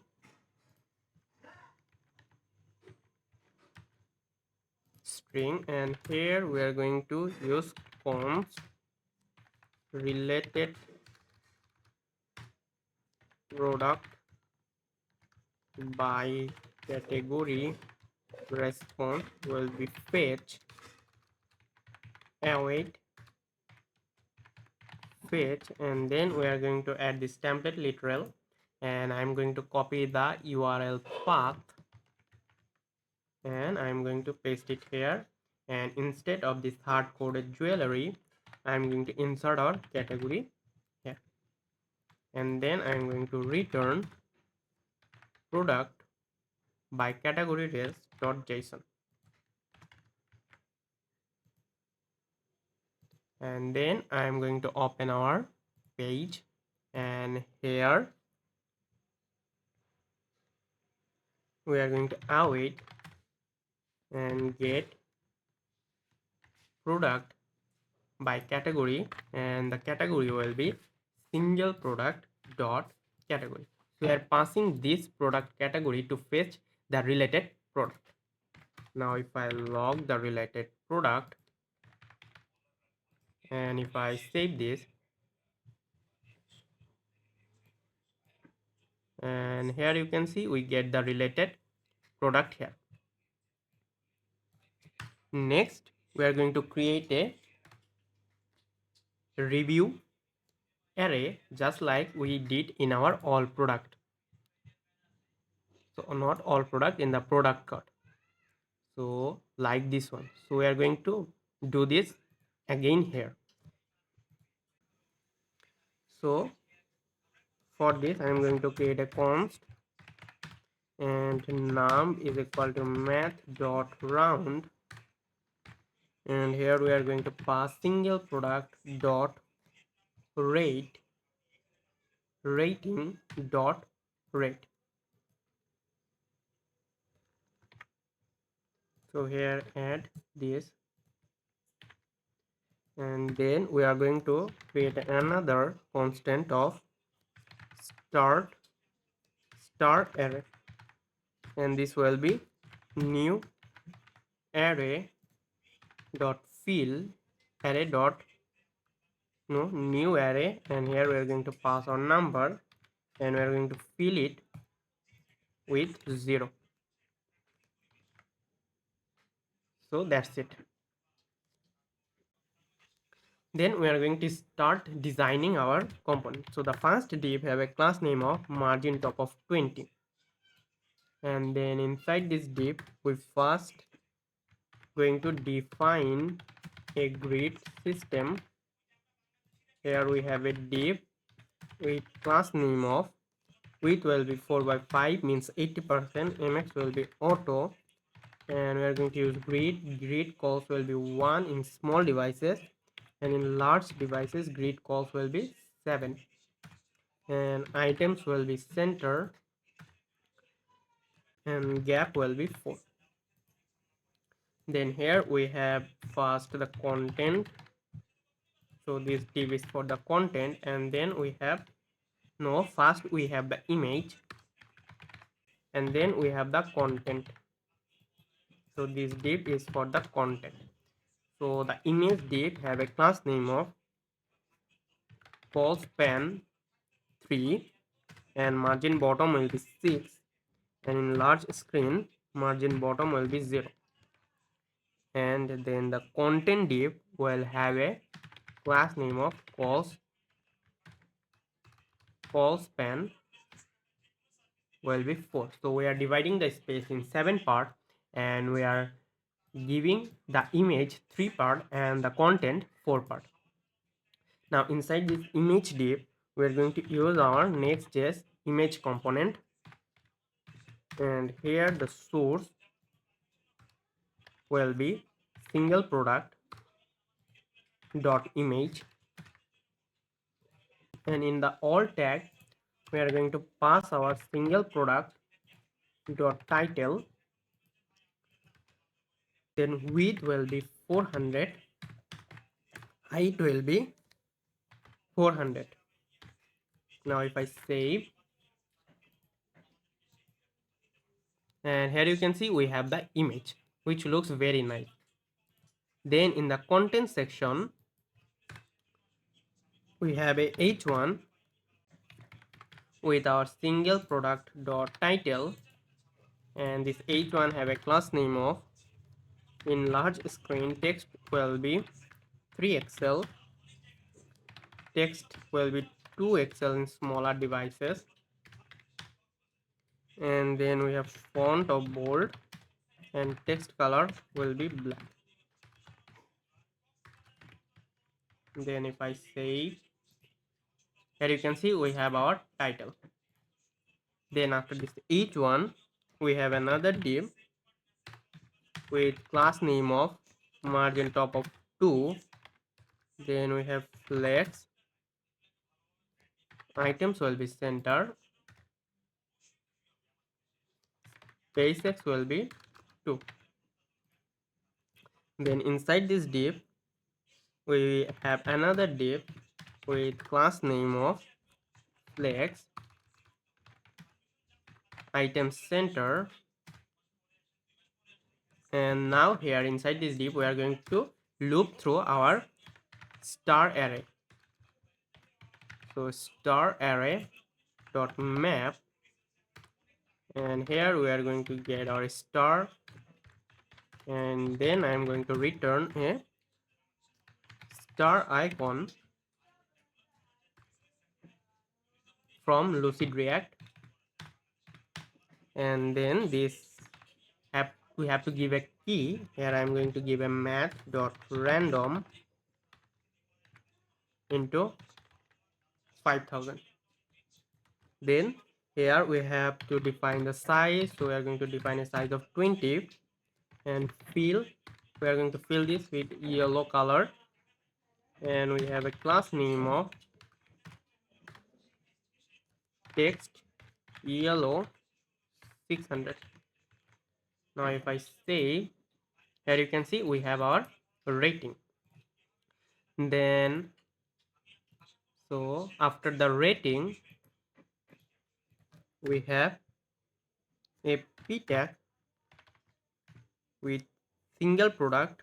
First we have a first bracket, then single product dot rating,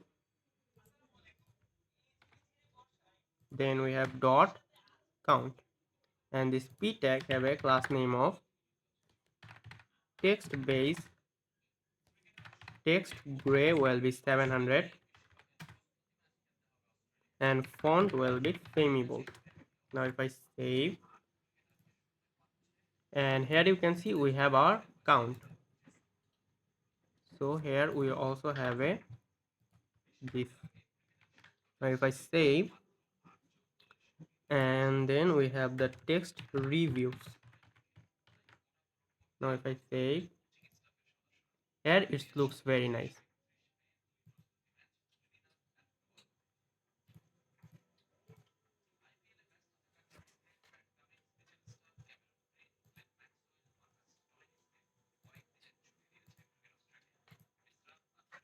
So this looks very nice. Then we have, so after this div, so this div is for the ratings. This is the title, this is the image, and after this we have a span with class name of width 1/4, height will be 1.6 pixel, bg will be gray 400, rounded will be lg, we have block, margin top will be 4, opacity will be 20, and margin bottom will be 4. So if I say, you can see here we have a line, so just like this one. So let me give a comment here, this is a line. Then after this div we have a h1, and here we have single product dot price, and dot to fix, we are going to fix this 2, and this h1 have a class name of, in large screen text will be 6 pixel, then text will be 3 pixel, In medium, text will be 4 XL, text color will be blue 950, and font bold. Now if I save, so this is our price. So first we have to add a $sign here. Now if I say, so this looks very nice. So let me give this a comment here, price. Then after this price, we have a P with single product dot description. So this is the description, and this P have a class name of margin top will be 4, text will be base, text color will be black, opacity will be 70. Now if I save, here you can see we have our description for the product. Then after this P, we have another P. Here we are going to give a tag, so shop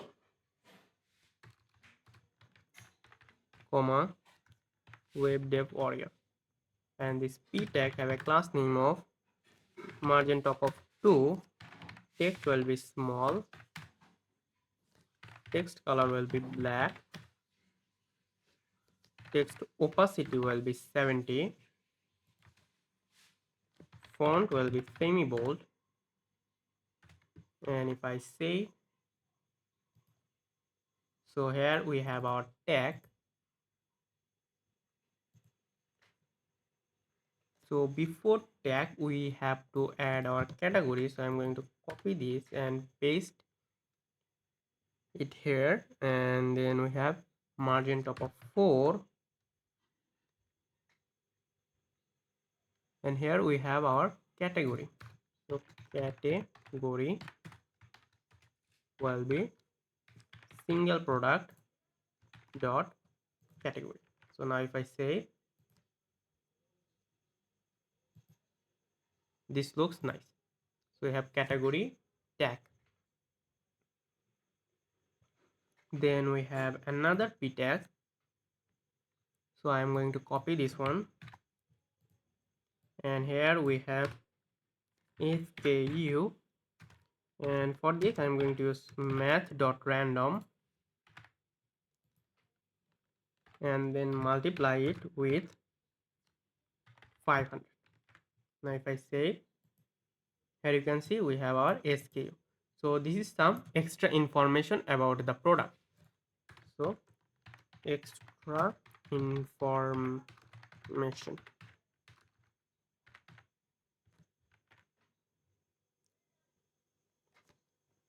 Then after this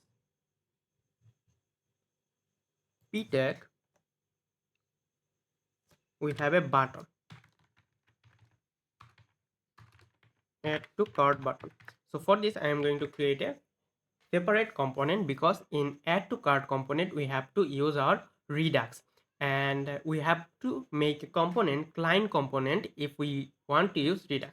So if I add this add cart here, and then we are going to convert this a client component, then our API calls will not work in the client component like this. That's why I am going to create a separate component for our add to cart button. So here I am going to create a component add to add cart button. So add cart.tsx.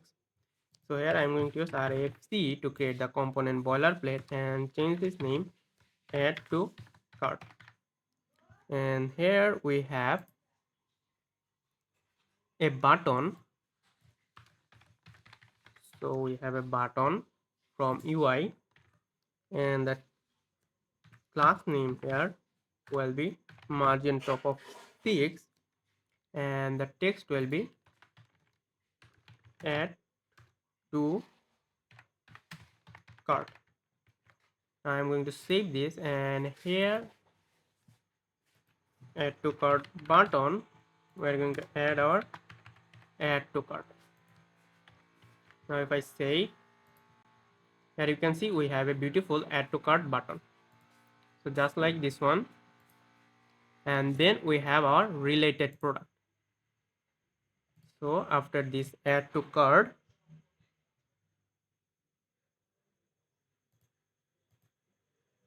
so after this div,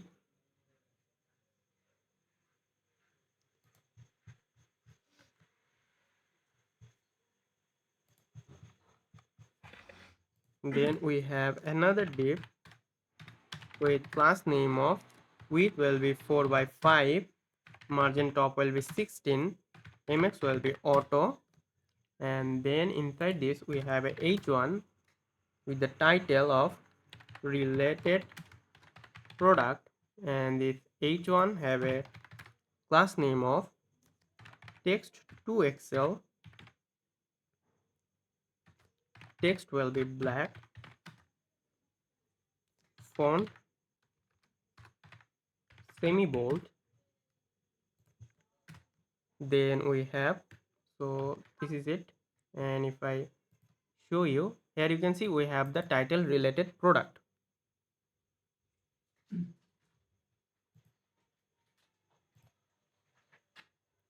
Then after this h1 we have another div with class name of margin top of 16.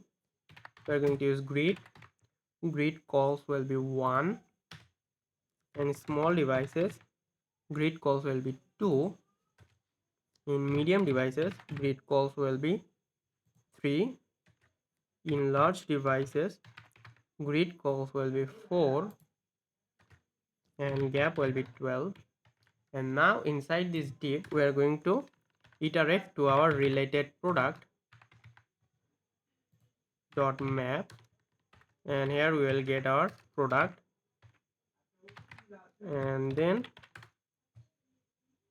so product, and then here I am going to return a product card component that we built earlier. So we are going to reuse this here. Then we have to pass the key, so the key will be product.id, and then we are going to pass product will be the product. So if I say, here you can see we have our related product which looks very nice. So if I go to the home and if I select another product, so like this one, now you can see we have our this product details and the related product change. Now we have the related product based on this product. Now if I show you the responsiveness of this, and if I select mobile devices, you can see it fit perfectly in the mobile view. And if I select iPad devices, you can see in iPad devices it also fit perfectly with the viewport size. So our product detail page is completed. Next, we are going to set up our Redux store to manage our card. So for this, we are going to use Redux toolkit. So I am going to search for Redux toolkit, and then I'm going to open their website and then get started. And here we have a installation part of how to install. So here we have the command to install Redux toolkit. So we are going to use npm install hash redux.js toolkit. So I'm going to copy this and I'm going to paste it here to install the Redux toolkit in our project. Here they have the documentation of how to use this. They have the tutorial overview, quick start, TypeScript, and RTK query, and all of the thing you can learn from their documentation. But I'm not going to dive into the documentation here. So what you need to then is to, I'm going to create a new folder and I'm going to name it store, and then inside this I'm going to create a file called store.ts, and here we are going to first import something from Redux.js. Redux.js toolkit. So here we are going to import configure store. Then we are going to create a const store, and here we are going to use the configure store, and we are going to pass reducer. So here we are going to pass our reducer here.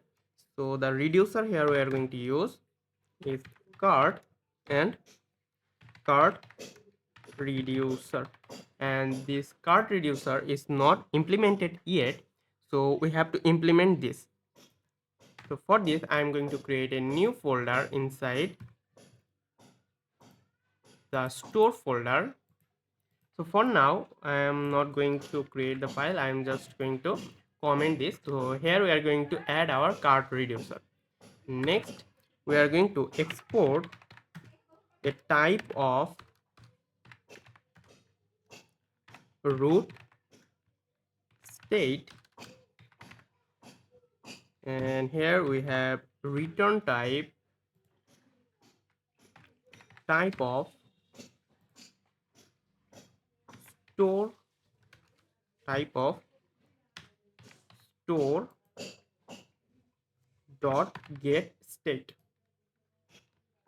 So this is for the TypeScript, and then we are going to export another type, export type add dispatch equal to type of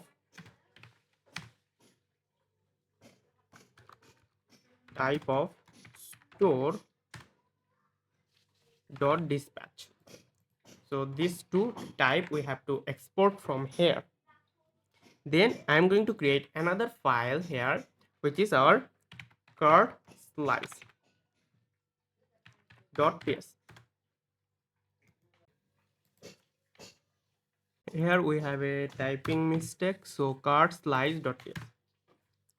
So in the card slice we are going to import from Redux toolkit, and here we are going to import a create slice and also payload action. Then here I am going to export a interface card item. So here I am creating a type for our card item, and I am exporting this because so that we can use it in our other component, the card type. So the card type will have an ID of number, then we have a title of string, a price of number, a category,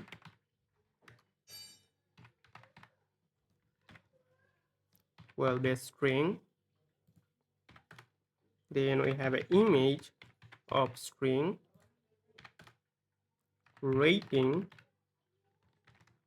and rating will be an object where we have a rate, which is a number, and we have a count, which also be a number. So this is our card item, and now here I'm going to create another interface, which is card state. The card state will be a type of, so here we have an items, and the items will be card items array, so array of the card item. So this is our card state. Next we are going to initialize a initial state. So initial state, which is a type of card state, and initially the items, so here will be items, So initially the items will be an empty array. Then we are going to create our cart slice, and then we are going to create our slice. So create slice. Here the name will be cart, and then we are going to pass our initial state,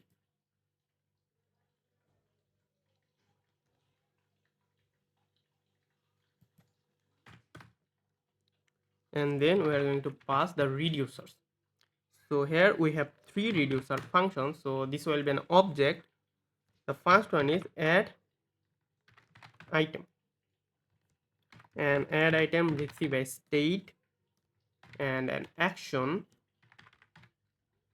which is type of payload.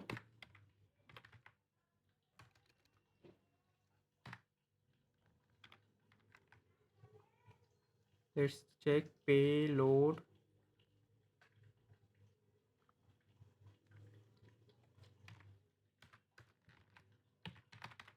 So this will be a payload action, and then we have omit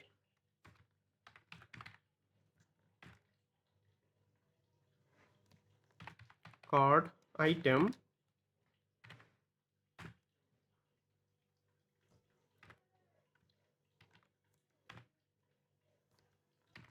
and quantity.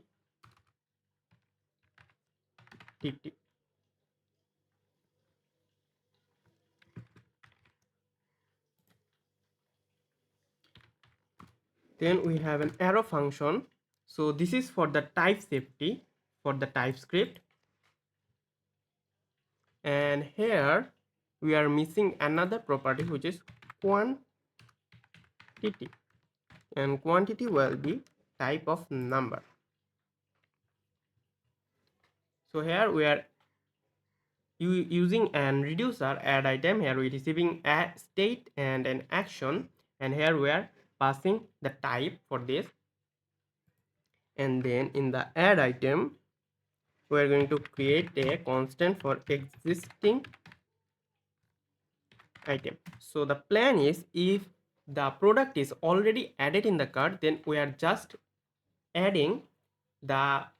increasing their quantity. So if a product already have in the cart, then we are going to increase its quantity to 2, 3, 4, and just like this.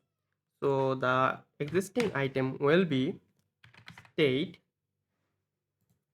dot items dot find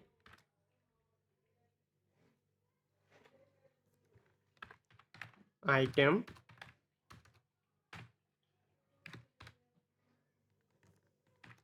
and item dot id is equal to action dot payload dot id. So we are checking if the item id and action payload id is the same. So this is our existing item. Now if the item exists, so if we have the existing item, then we are just going to use the existing item dot quantity plus equal 1. So we are increasing the quantity, and else, that means the item is not in the cart, then we are going to add state dot item dot push. So we are going to push the action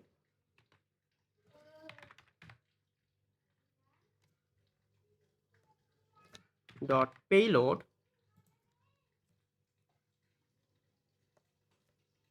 and also we are going to insert a quantity of 1.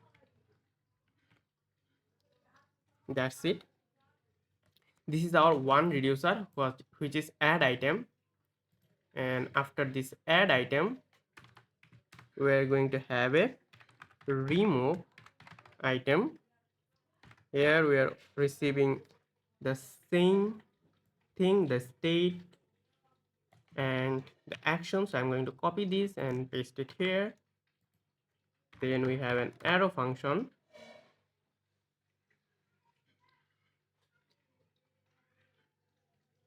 So here in the payload, we do not want this. So the payload here will be an ID of type number.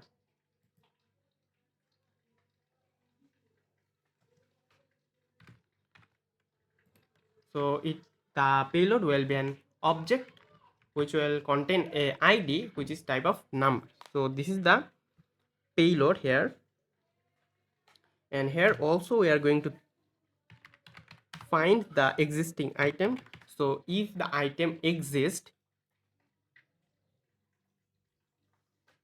so the existing item, I'm going to copy this one. So copy and paste it here.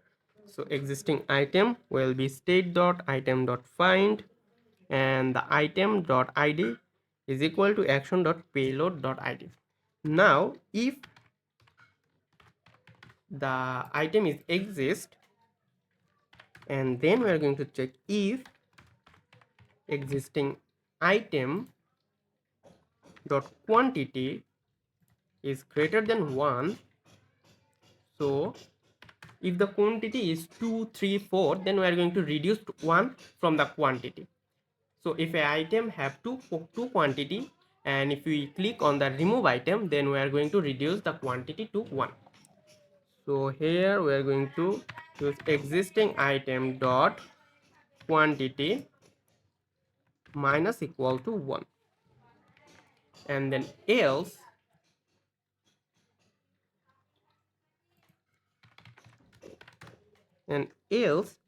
state dot item will be state dot item dot filter. We are going to filter the item. We will get the item, and here we're checking if the item dot id is not equal to action dot payload dot id. So here we are filtering and deleting the item that we click. So this is our remove item, and then finally we have another one which is clear all the card. So clear card, and this will receive a state and an arrow function and state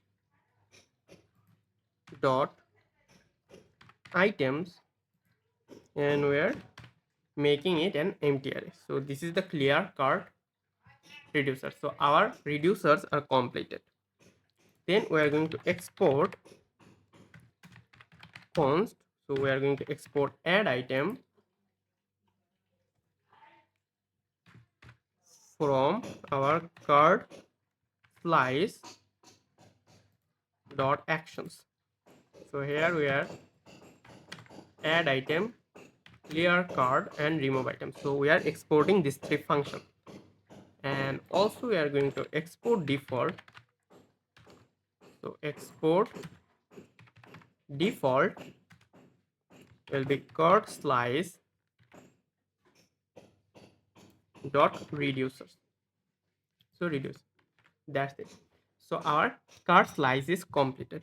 Now go to your store, and here we are going to use the card, and the card will be card. So we have import first. So import card reducer from dot slash card slice.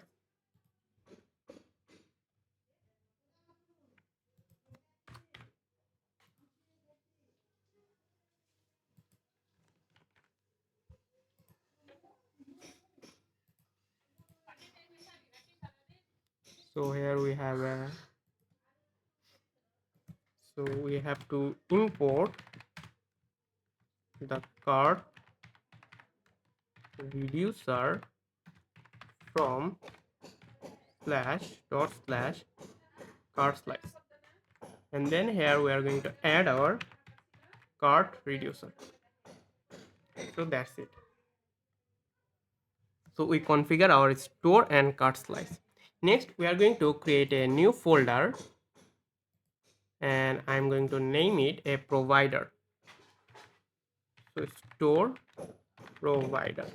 The store provider need to be a client component. That's why we are making a separate component, and then we are going to add this in our layout folder. So here we are going to create a store provider .tsx, and here I'm going to use RAFC to create the component boilerplate, and here we are receiving a props which is a children type of react node, and here we are going to return provider. So first we have to import the provider. So import something from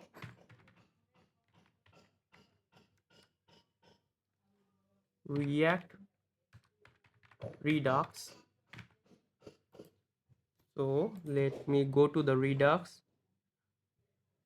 and we also need to install this React Redux component. So I am going to copy this and then install this package also.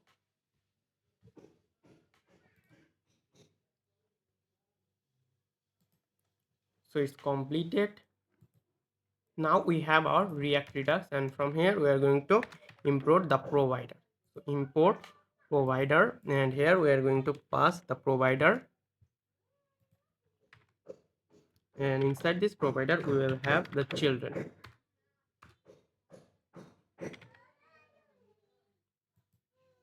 And here we are importing the children, and now in the provider we are going to pass our store, which will be the store, and we are going to import this from, so let's check if we export the store. So here we also need to export default our store. Now in the store provider we are going to import the store from our store folder. Now if I save, and here we have a problem.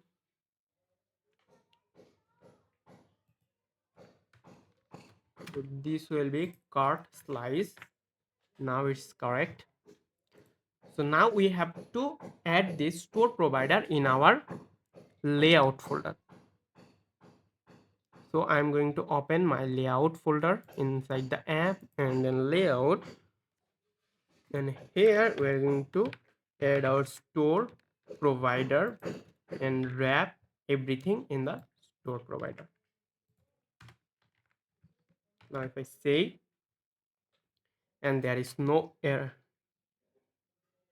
so there is some error. So the error is we have to convert this into a client component. So use client. So our store provider will be a client component. So now you see everything works properly and we have no error in our project. Now let's go to your code, and here we do not need the children, so I'm going to remove this and hit save. And in the store.ts, here it will be root state. And now let's test if our store is configured properly or not. So for this I am going to open my product card, Here I'm going to first create a function is add to cart handler, and this will receive a product which is type of product, and it will be an arrow function. And then here we have to use the dispatch, and this dispatch will be coming from use dispatch from React Redux, and I'm going to call this. And in the add to cart we are going to dispatch a action, so dispatch, and we are going to import our add item function from our cart slice, and here we are going to pass our product, so just like this. And now I am going to add this in our shopping cart button. So on click we are going to add our add to cart handler, and we are going to pass the currently iterating product.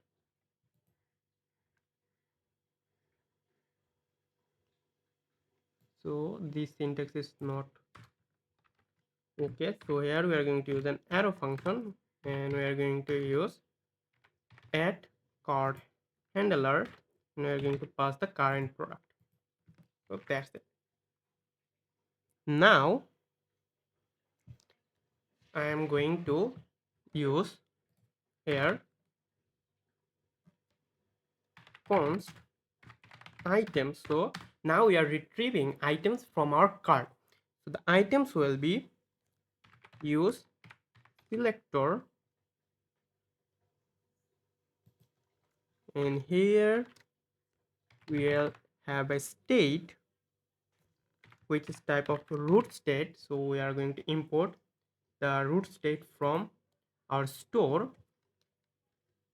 and then we have an arrow function, then we have state dot card, we give the name card in our reducer, and dot items.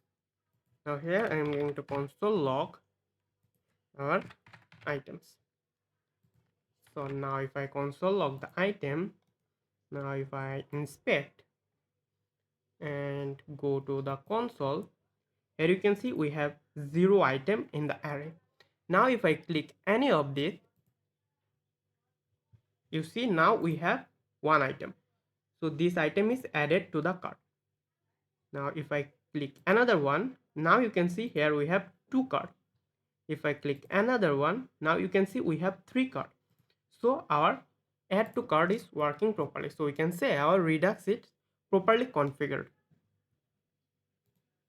So our Redux setup is completed. Now we are going to build the shopping cart sidebar. So if I show you the shopping cart sidebar, so if we add some card and then click on the shopping cart, you will see we have a beautiful sidebar. So now we are going to build this. So for this I am going to open my Visual Studio Code, and here in product card we do not need this item in product card, so I am going to cut it from here, and then I am going to open shopping cart button. So here I am going to paste the code, and then I am going to import the use selector. I am going to import the root state, and here I am going to calculate the total quantity. So the total quantity will be items dot reduce. This is a JavaScript function, reduce, and here we are going to give a total and then item, and then we have an arrow function,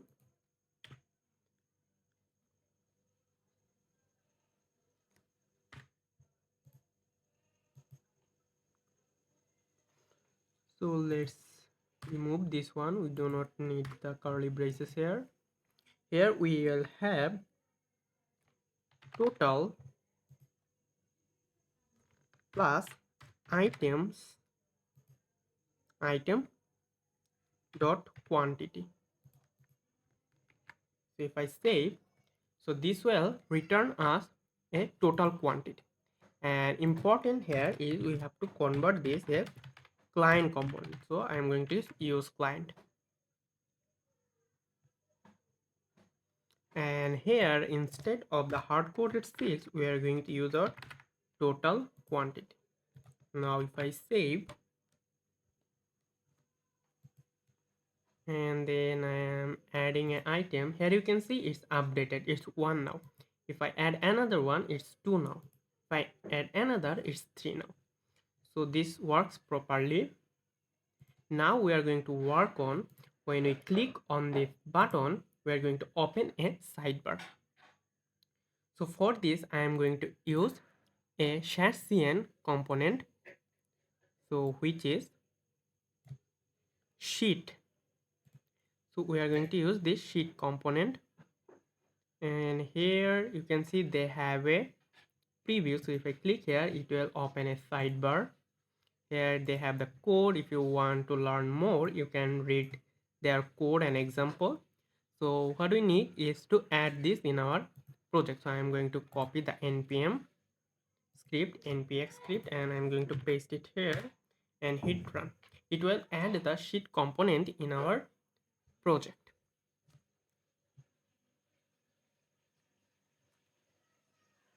So it's done adding the sheet component. So if you go to the UI now, then you will have this sheet component. Now I am going to open my shopping cart button, and here we are going to wrap this with a sheet which is coming from UI sheet. So we are going to wrap this in a sheet component, and this div, which is basically the shopping cart button, this I am going to wrap this in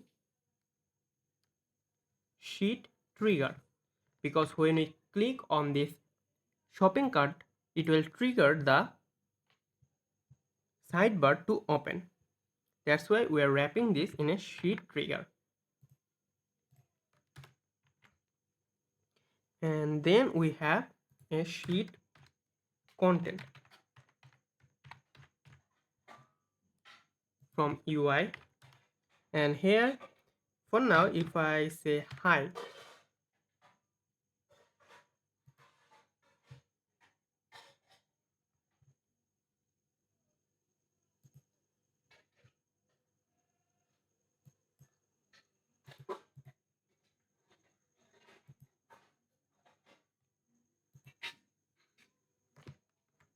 so if I use a div here for now and text hi, and then go to the project, and if I click here, you will see a sidebar is open, and here we have the text hi, which is very easy to implement. And here we have a button to close it, and we can close it by click outside. Now what we will do, we will create a component here which is card sidebar. So to design the sidebar, we are going to create another reusable component, and this sidebar, this sheet content, have a class name of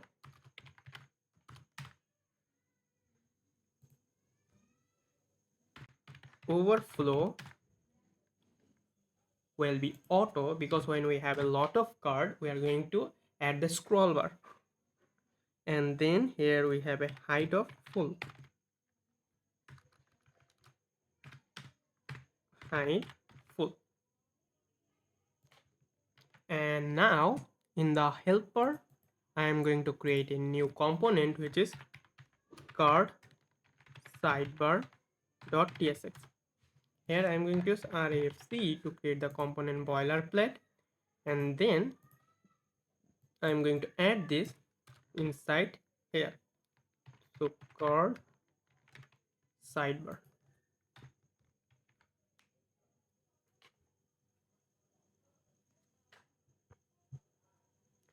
Now I'm going to open the card sidebar,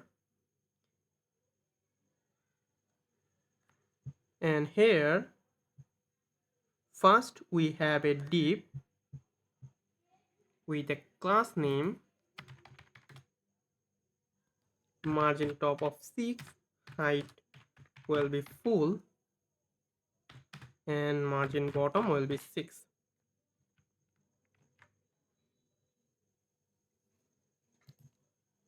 Then here we are going to pass the items as a prop in our card sidebar. So items will be items, and now we have to receive these props.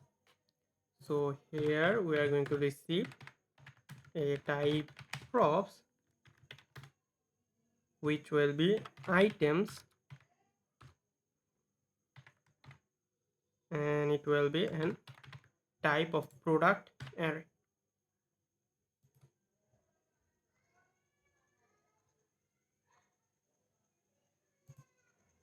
Now I am going to pass this here as the props.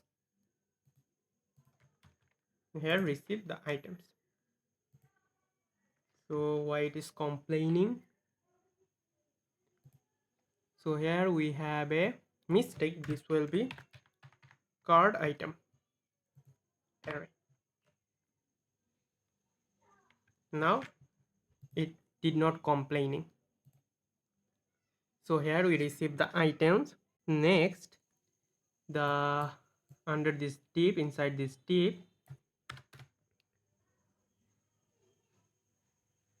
we have a h1, and this h1 will text your card, and then this h1 have a class name of text center, font will be bold, text will be LG, margin bottom will be 6, and if I save and if I add some card here you can see we have our heading your card. Then after this h1 we have a curly braces. We are going to check if items dot length is equal to 0. If there is no card in the item, then we are going to use a div here. So basically here we are going to show an image that your card is empty. So this div have a class name of flex, items will be center, width will be full, height will be 80 VH, flex will be in column direction, justify will be center, and then inside this div we will have an image. So we are going to use the Next.js image component here, and the source will be slash images slash card.svg. For the all text we are going to use empty card, and then for the width will be 200, height will be 200, and we have a class name of object cover, and mx will be auto. Now if I save and if I refresh the page, so that we do not have any card in the item, now if I click here you will see we have an image. Then after the image we have another h1, and it will say your card is empty. And this h1 have a class name of margin top of 8, text will be 2 XL, font will be semi-bold. Now if I save, here you can see it say your card is empty, which looks very nice. Then we are going to check. So if items dot length is greater than 0, that means we have some items, card items in our card. Then we are going to use a div, and then here we are going to iterate to our items dot map, and here we will get individual item, and then we are going to return a div. Here we are going to pass the key will be item dot id, and then we have a class name of padding bottom will be 4, border bottom will be 2, border will be gray 300, border opacity will be 60, and padding will be 4. Then inside this div we have another div, and here we have the image, and the source will be item dot image, and the alt will be item dot title. Then we are defining a width of 60 and a height of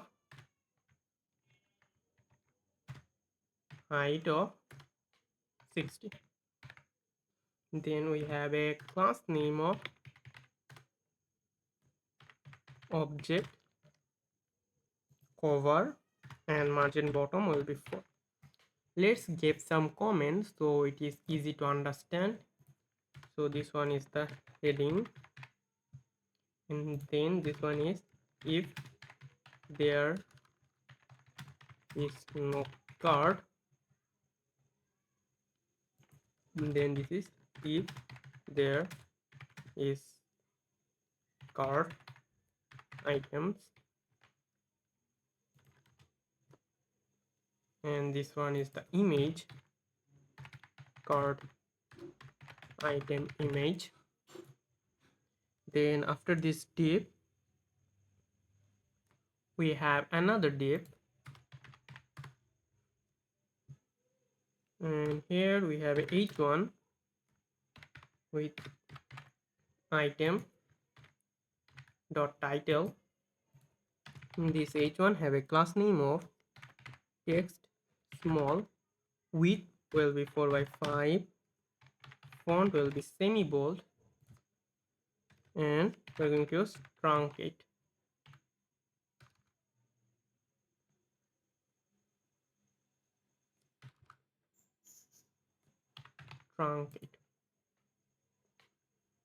Then after this h1 we have another h1, and here we will have a dollar sign, and then item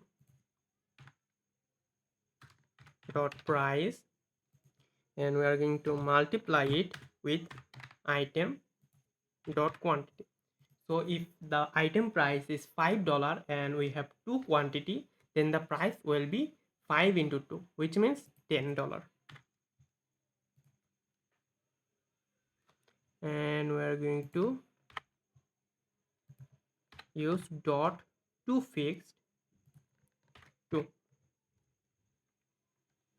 and this h1 have a class name of text will be base, text color will be blue 950, font will be bold. So this is the title, this is the price, and then after this h1 we have another h1, and this one will be items dot, so item dot quantity, and here we will have a text quantity, and this h1 have a class name of text will be base, font will be bold, and margin bottom will be 2. Now if I save, so this one will be quantity. Next we have two button, so two button, one for add and one for remove. So here we have a div with a class name of flex, items will be center, and SpaceX will be 4. Then inside this div we have two buttons, so we are going to use our UI button here. So 1 and 2. The first button have the text of remove, and the second one will be add. And for the first one we have a size of small, and then we have variant of destructive, and then for the second one we have the same size, which is small size, and thus variant will be default. So if I save and if I add some product here and if I click here, you will see we have these items, the add button, remove button, which looks very nice. Then we have a button. By clicking the button we are going to the cart page. So for this, so here we will have a link tag coming from next link, and then the href will be go to /cart page. So we are going to build a cart page, and then here we will have a button, and this button will say view all cart, and this button have a class name of width full, margin bottom will be 6, margin top will be 6. Now if I save and if I click here, you will see here we have a cart which is called view all cart button, which looks very nice. And one thing that is, we have to wrap it with sheet close. So when we click this button we are going to close the sidebar. So we are going to wrap this button in the sheet close. Now if I say, so here we have our view all cart button. So if I click here it will go to the cart page. So if I click here it will go to the cart page, but we did not implemented the cart page yet, but we are going to implement it later. And next what we are going to do is we are going to make this add and remove button functional. So for this, go to your cart sidebar, and at the top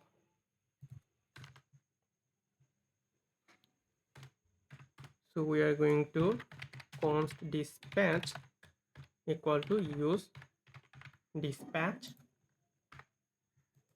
and then I'm going to create two functions. One is for add cart handler, which will be an arrow function, that will receive an item of type card item,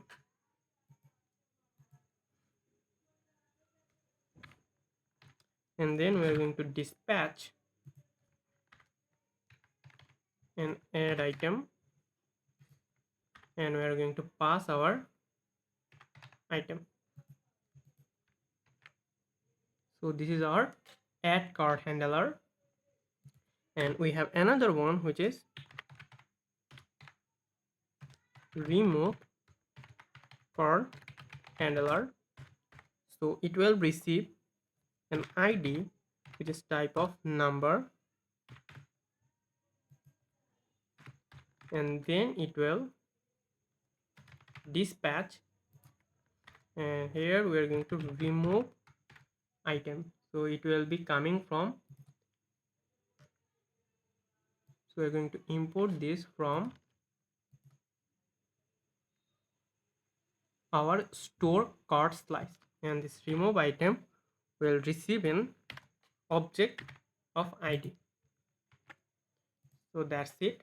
Next we are going to add these two functions.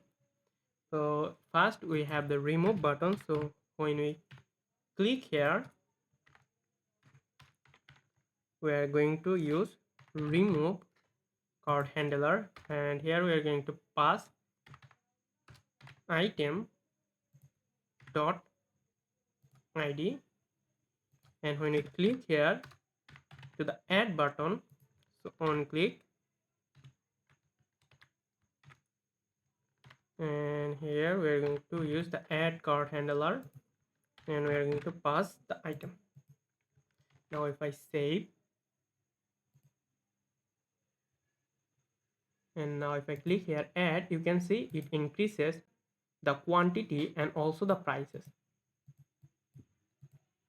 So if I add here, you can the price and quantity increase, which is very nice. Now if I click here to remove, so you can see the quantity removed from 5 to 4. If I click here, now it's 3, 2, 1, and now if I click here, it will remove from the sidebar.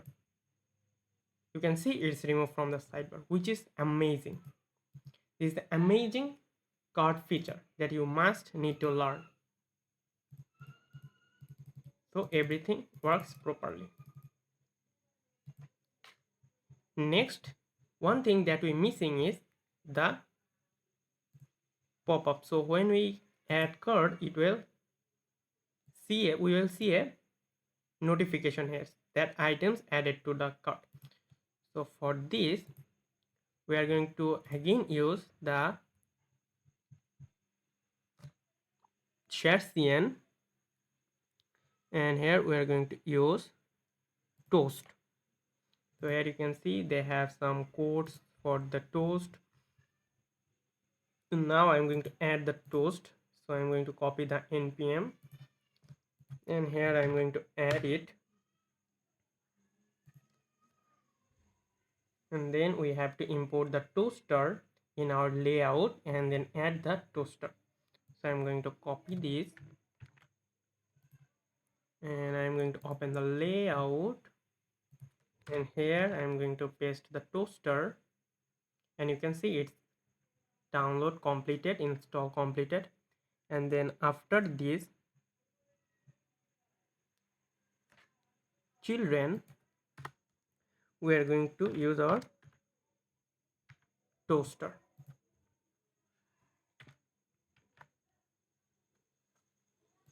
And then we just need to import the toast using the use toast and then add it. So we are going to add this in our product card. So when we add this product, so first we are going to use const toast is equal to use toast, and here we are going to use so toast, then we are going to call this and pass some parameters. One is the description,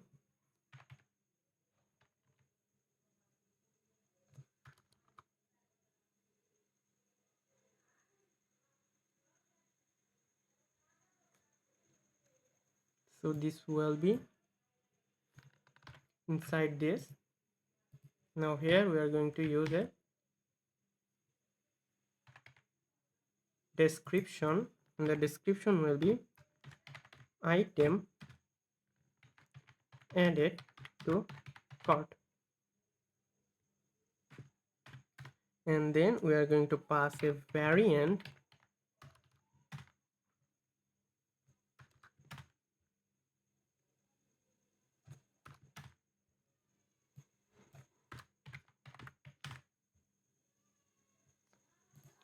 the variant will be success. Now if you go to the UI and then the toast, here you can see we only have default variant and destructive variant. So here I am going to create a new variant which is success, and here we will have a background of green 700. Now if I save, and now you can see the error is gone. Now if I save and go to my card, and if I click here, so maybe I have to refresh the page. So if I refresh, and now if I click here, you can see item added to the card, and we have this green background. Now we have to make this text white. So for this, let's again go to the toast, and here we have a text of white. Now if I say, and if I click here, you will see items added to the cart, and we have our white background.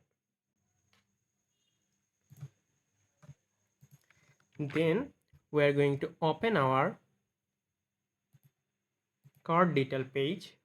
In the cart detail page, you can see here we also have a add to cart button. So now I am going to copy the add to cart function. So add to cart handler, I'm going to copy this, and now I am going to open the root product and add cart. So this is the add cart button. So here I am going to add this, then I am going to make it a client component, and then I'm going to import the use dispatch. Then we're going to import the type cart item. We're going to import the add item, and now when we on click, we're going to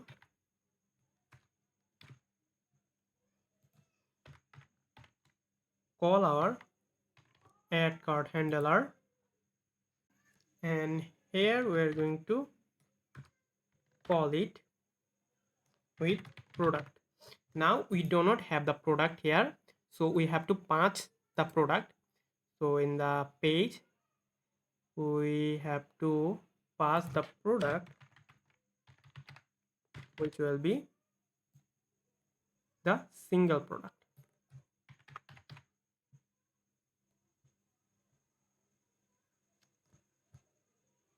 Now in the add to cart, here we are receiving a product which is type of product.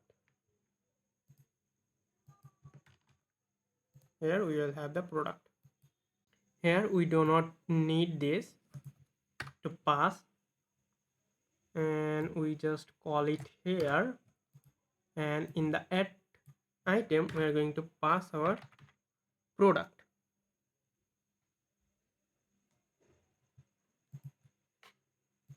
Just like this one.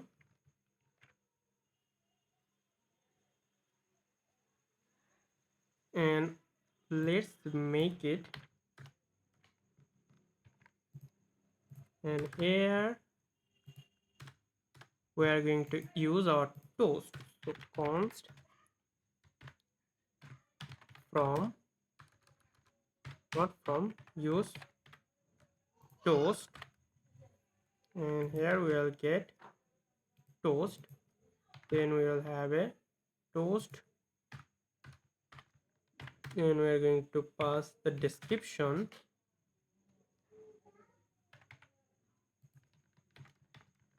item added to the cart, and then we're going to pass a variant,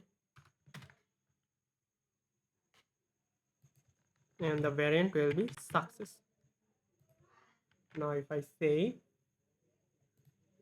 and if I click here,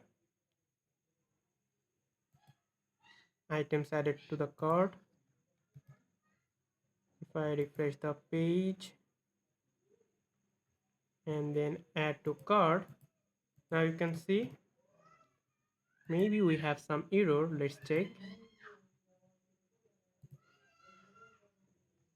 So it's a cannot read property of undefined reading ID. So where we are adding our ID, so add to cart, product, the page we are passing the single product,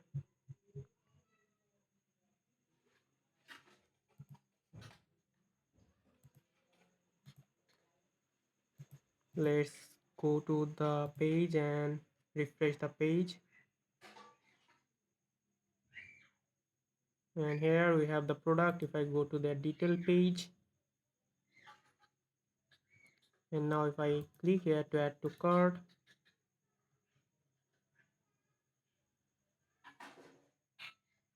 so there are some kind of error.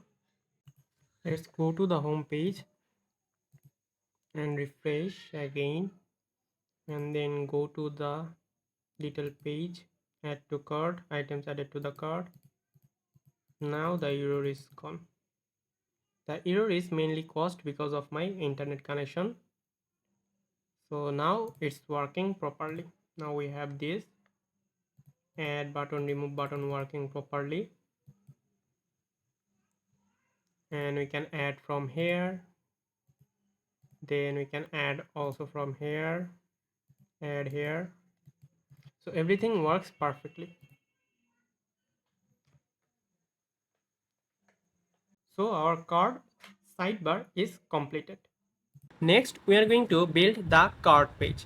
If I show you the cart page, so if I add some product and then go to the cart sidebar and then view all carts, so this is the cart page where we have the cart list, and then we have this summary where we have the subtotal amount, VAT amount, and the total amount, which is the sum of our subtotal and VAT.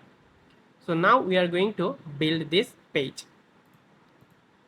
So for this we already have a cart folder inside our root folder. So that means localhost 3000 slash cart, and here I'm going to create a page.tsx file, and I'm going to use RAFC to create the component boilerplate, and I'm going to name it cart. And in the shopping cart button, you can see we already, not in the shopping cart, in the cart sidebar, we already add this view all cart button that links to our cart. So now if I add some products, so to product, and then click here to view all cart, it will redirect us to this cart page. Now go to your cart page, and here we are going to first get our cart items. So for this I am going to open my shopping cart button, and here I am going to copy this to where we have our items and total quantity. So I'm going to open the cart page, and here I'm going to paste it, and this one is calculating total quantity. And now first thing is we have to convert this into a client component, so use client, and then in the code we have to import the use selector, and then we have to import the root state from our store. So that's it. Then we are going to calculate the total price, calculate the total price. So for this I'm going to create a constant variable of total price, which will be items dot reduce, and here we will get a total and item. Then I'm going to use an arrow function and total plus item dot price into item dot quantity, and the initial will be 0, and then I'm going to make it to fixed 2. So this is our total price, and then we are going to calculate VAT, which is 15%. So we are going to use 15% for this project. So const VAT is equal to plus total price. So we are going to convert this into a number into 0.15, and then I am going to make it dot to fixed 2. So this is our VAT. Then I am going to calculate the total price with VAT. So total, so I'm going to create a constant total price with VAT will be plus total price plus and plus VAT. So this plus is for converting this into a number, and then I'm going to use the to fix 2. Now I'm going to console log everything in an object format. So first one is total price, then VAT, and then price, total price with VAT. Now if I save and go to our page, and if I inspect, and then in console, here you can see we have an object with total price with VAT and VAT. Everything looks very nice here. We calculated our price. So here you can see you can also sum these two, and then you can calculate it, the VAT and the total price with VAT. So now we have the data. Next we are going to start designing this. For now we do not need this console log here. The first div have a class name of margin top of 8, mean height will be 60 VH, and then here we are going to check if the card is empty. So if the card is empty, we are going to show a image that, and then a text that your card is empty, and then a button to shop now, which will redirect the user to the home page. So here we are going to check if items dot length is equal to 0, and then we are going to create a div here, and this div have a class name of flex. Items will be center, width will be full, height will be 80 VH, flex will be in the column direction, and then justify will be center, and then inside this div we'll have an image which is coming from next image, and then we have the source will be slash images slash cart.svg, and the alt will be empty cart. Then width will be 400 and height will be 400, and the class name will be object cover and mx auto. Then we have h1 with the text your card is empty. And then this h1 have a class name of margin top of 8, text will be to excel, and font will be femibold. And after this h1 we have a link which is coming from next link, and the href will be redirect to the user to our home page. And then here we have a button, and the button will say shop now, and we are going to import this button from components UI button. And here we are going to add a class name of margin top of 4. Now if I save, and here you can see if the card is empty, then we will have this image, a text that your card is empty, and a button to shop now. So if I click here, it will redirect us to the home page. And here if I add some card, and then if I click the shopping cart button to open the sidebar, and if I click here to view all cart, now you can see we do not have this button and the images.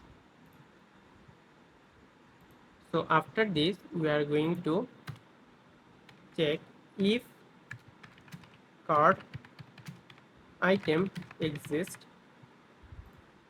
So if items dot length is greater than 0, that means we have some items in the cart. Then we are going to use a div, and this div have a class name of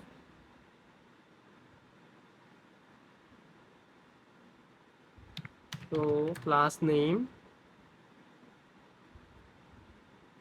in medium screen width will be 4 by 5, otherwise width will be 95%, mx will be auto, grid we're going to use grid system here, grid calls will be 1 in smaller devices, and in extra large grid calls will be 6. We are going to divide it into 6 parts, and gap will be 12. Then we have one for cart items, so this tip is for the cart items,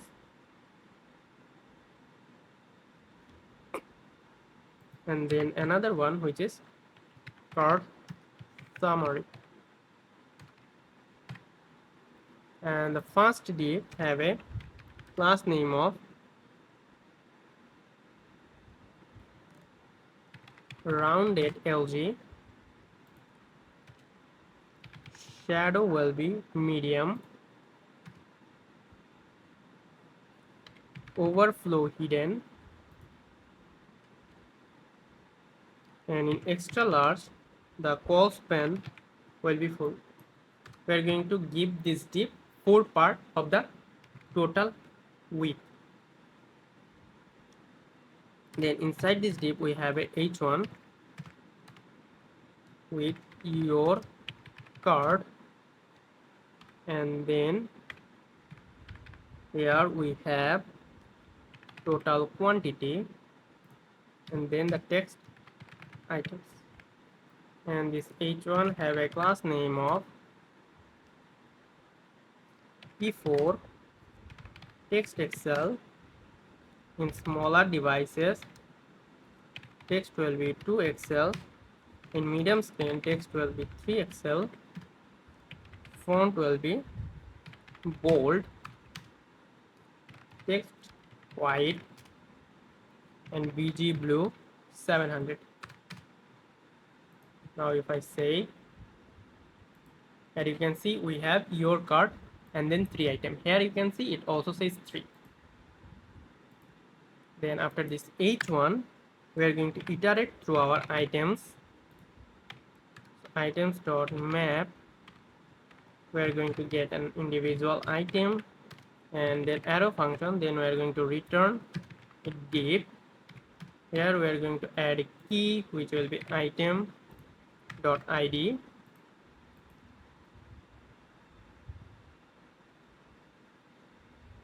and then inside this div we have another div with class name of flex, padding bottom will be 6, margin top will be 2, padding will be 5, border bottom will be 1.5 pixel, border opacity will be 25, and border color will be gray 700. Then items will be center, spaces will be 10. Now inside this div we have another div, and here we have an image from our next image, and this image, the source will be item dot image, and alt will be item dot title, and then width will be 180, and then height will be 180. If I save, here you can see we have the image for the card, which looks very nice. Then after this div we have another div, and here we have h1 with our item dot title. Then we have another h1 with category of item dot category. Then we have another h1 with the price, so item dot price, and then we have another h1 with item dot quantity, and here we have quantity.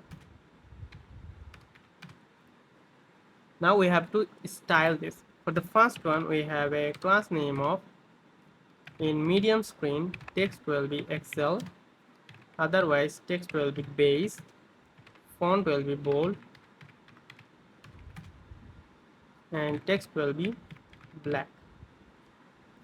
Then for the second h1 we have, in medium text will be large, class name text will be large, in medium screen text will be large, and otherwise text will be small, font will be semi-bold. Then for the price we have a class name of, in medium text will be 2XL, text will be large, otherwise font will be bold,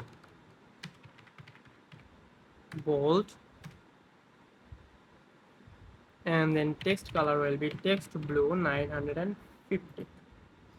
And for the quantity we have class name of, in medium screen text will be large, text will be small, otherwise font will be semi-bold.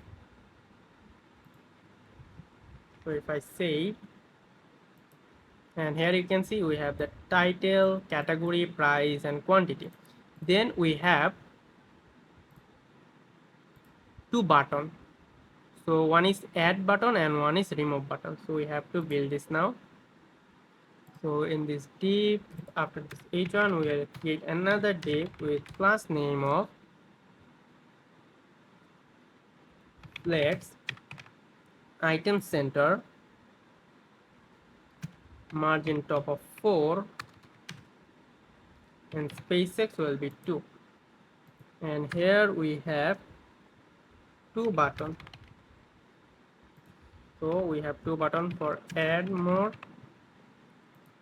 and another button which will say remove, and the remove will be a variant of destructive. Now if I save, here you can see we have our two buttons. So we are going to add the functionality for this two button a little later. Now we are going to focus on creating this summary box. So now cart summary, here we have a div with class name of in extra large, call span will be 2. So I are giving this 2 of the full width. And then here we have another div with class name of bg will be indigo 950. It will be sticky, top will be 25 vh, padding will be 6, and rounded lg.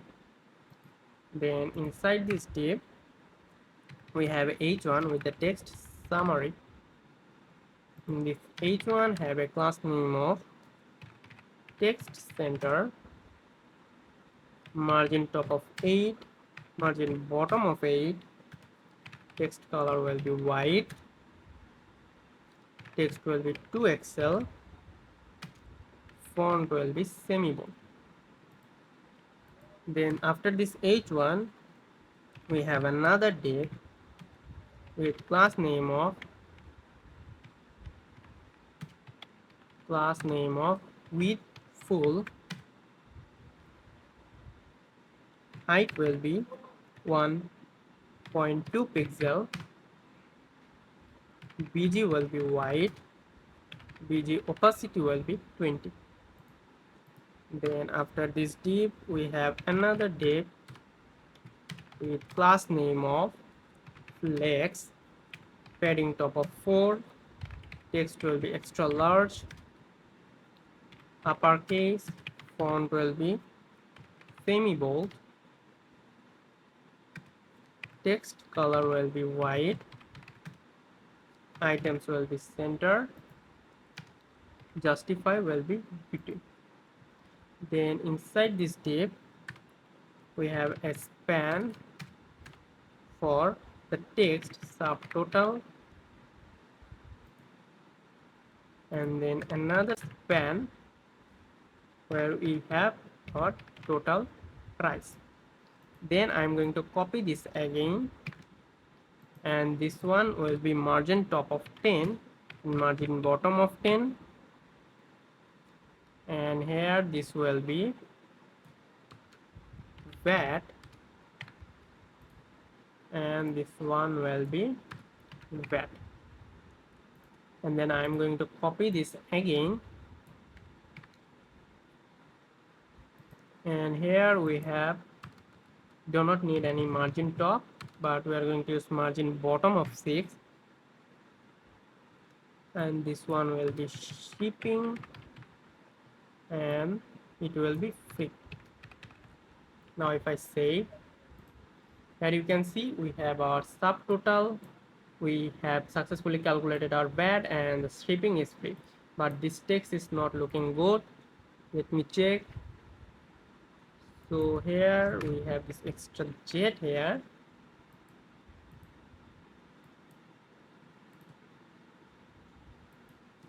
text Excel, text will be 2XL.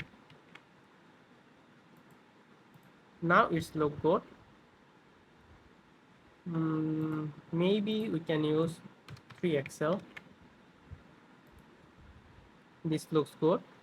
Then we have this bar again, so I am going to copy this div, and then I am going to paste it here, and again I am going to copy this div and paste it here. Here we have a margin top of 6,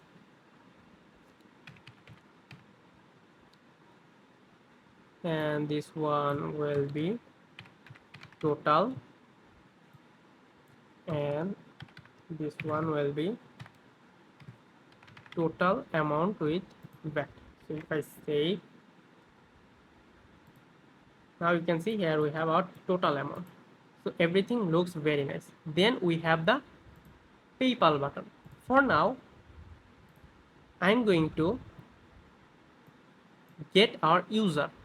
So get authenticate user. So const, we are going to use user, which is coming from Clerk, and the folks will give us the user. Now we are going to check if the user is not authenticate, then we are going to show a button where it will say sign in for checkout, and this button will redirect the user to sign in page.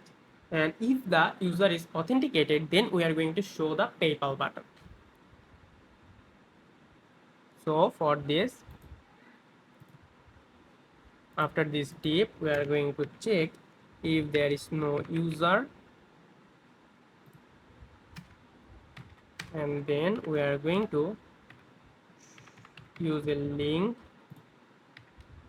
The href will be slash sign in, and here we will have a button with class name. BG will be orange 500, and width will be full,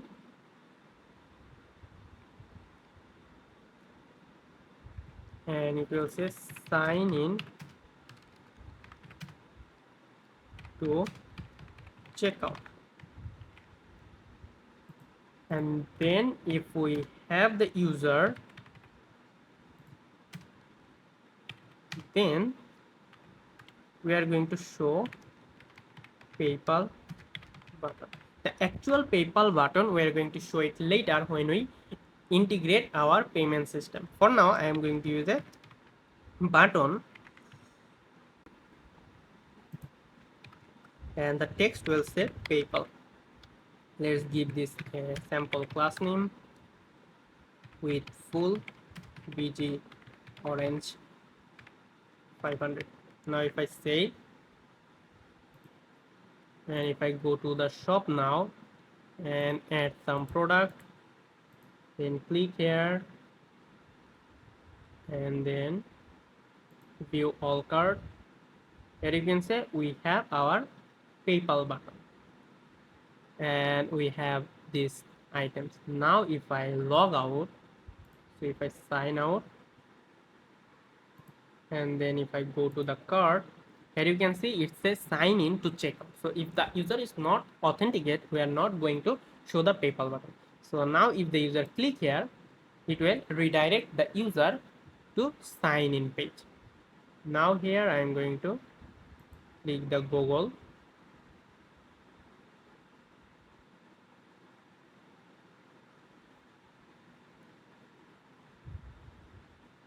and now we are authenticated now.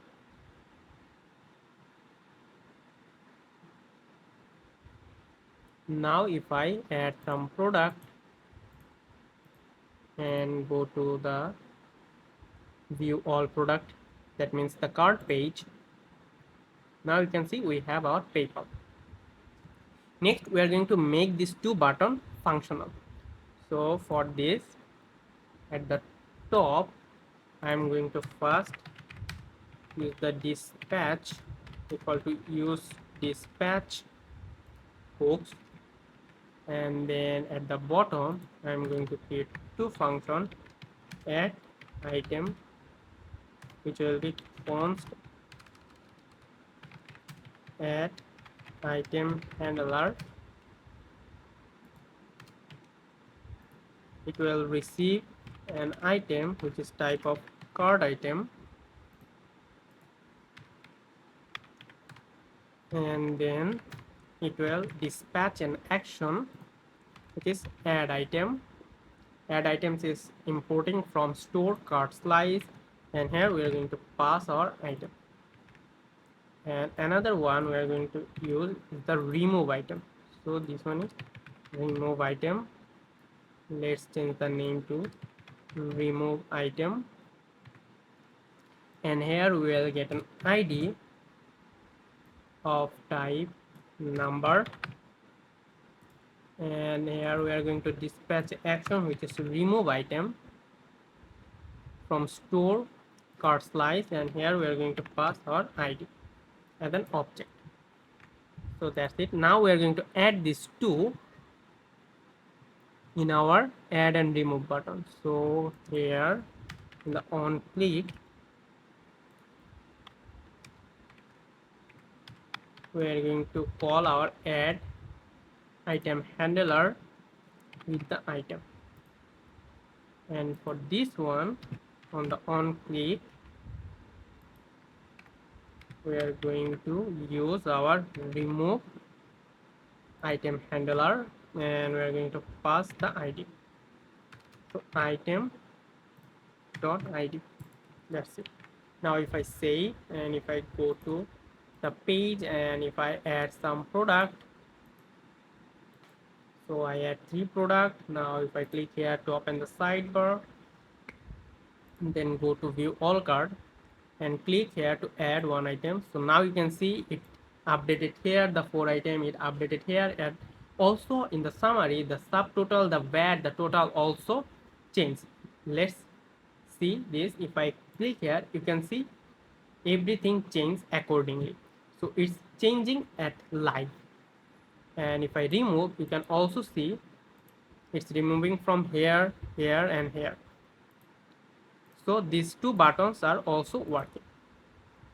Now if I show you the responsiveness of this page, so if I select mobile devices, you can see in mobile devices it fit perfectly, and if I show you in the iPad devices, it also looks very nice. So our cart page is completed. Now we are going to implement the payment system in our project, and we are going to use PayPal for the payment. Now I am going to open PayPal. So if I go to the paypal.com, and here I am going to log in with my account. If you don't have any account, you can just sign up for free. So I'm going to log in my PayPal account, and it says your account is limited. No problem. I'm going to cancel here, and it will redirect us to the developer dashboard. So when you sign up, you will get a dashboard like this one. Then one thing that you have to keep in mind that you are going to on this sandbox for the testing, and when you are ready to deploy your project in the live server, then you can switch this to live. So after login you have to create two account. It sometimes it already provided you the business account and personal account. So in business account you can receive payment, and using the personal account you can pay for other. So personal account you can use for the payment, and business account you can use for the receiving payment. So if you don't have this automatically, you can create manually by clicking here. Next, here go to the app and credential. Here you can create a new app and maybe name it WebDev ecom, and then create new app.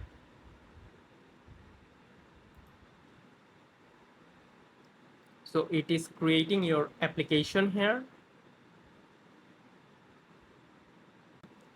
and then after completing your application you have to copy this secret key. So I am going to copy this. No, we do not need this secret key, we need this client ID. So I am going to copy this, and then I am going to open my .n file, and here I am going to create a new next public PayPal client ID, and then we are going to paste the value. So that's it. Next, what we need to do is to install a package which is React PayPal. So we are going to use this npm package, which will be React PayPal JS. So this is a SDK for the PayPal. So I am going to copy this script and then I am going to paste it here to install. It will install the npm package in our project. Then here you can learn more about by reading this. I am not going through it. I am going to jump into the code. So let's wait for this to finish the installation. So the installation is complete. Now what we need to do is we have to create a PayPal button. So in our component helper, I am going to create a new file called PayPal button.tsx, and I'm going to use RFC to create the component boilerplate. And then here we are going to import from PayPal React PayPal JS, and here we are going to import the funding, then PayPal buttons and PayPal script provider. Then I'm going to create an interface for our PayPal button props, and here we are going to receive an amount which is type of string, and then on success we are going to get details will be any, and it will return void. So this is our PayPal button props. So here I am going to provide our PayPal button props, and I'm going to import the amount and the on success.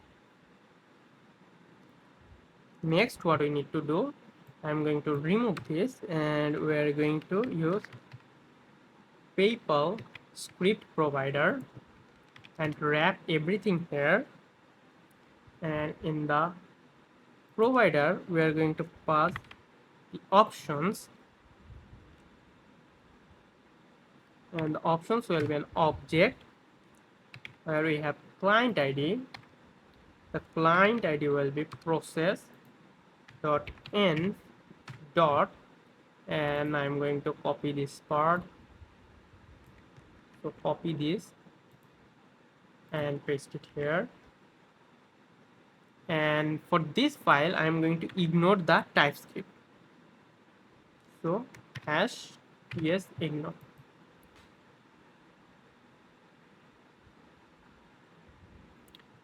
Yes, no check. So we are not going to check TypeScript here in this file.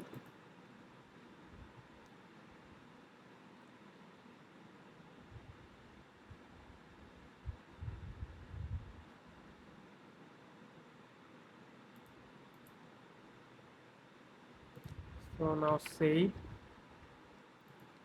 and then here we are going to use currency, which will be USD.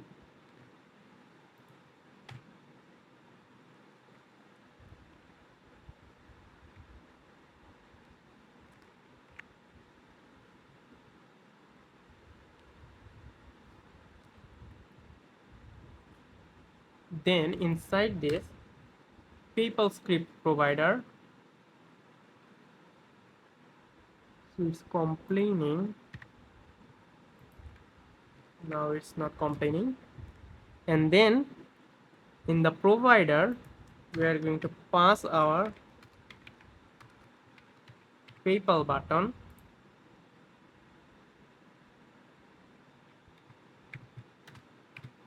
and then here I'm going to use the funding.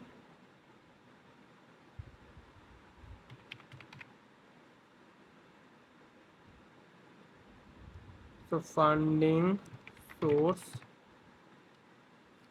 will be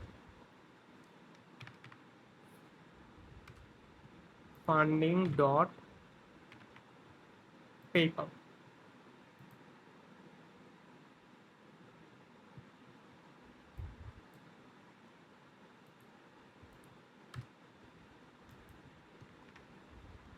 So here I use TS no check, but somehow it's not working.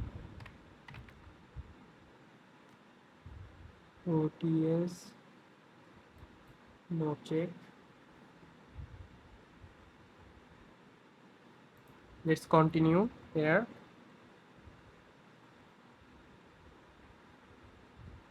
Then we have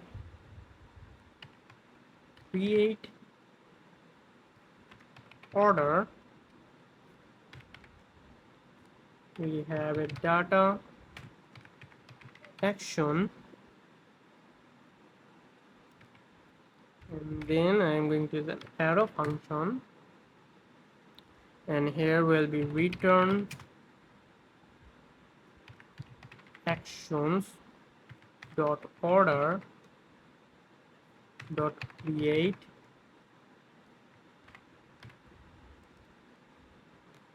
then purchase unit,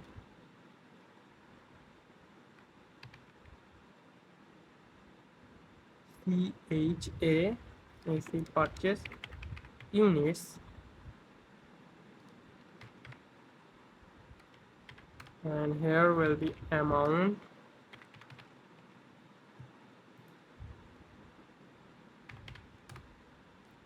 value will be amount.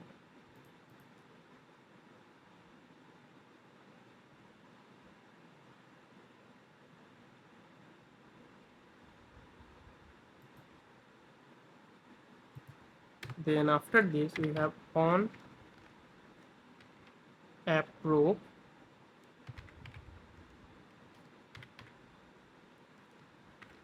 data actions arrow function return actions dot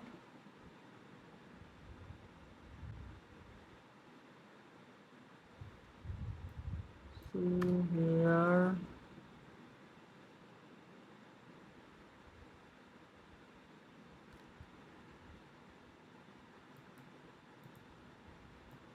so it will be here. So on approve is equal to data actions and then return actions dot order dot capture. We are going to capture the order, then dot, then we will have the details,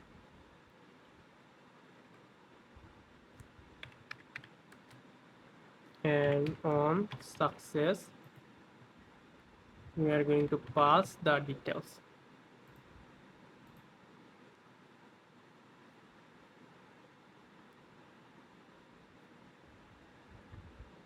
Then after this, so this is it.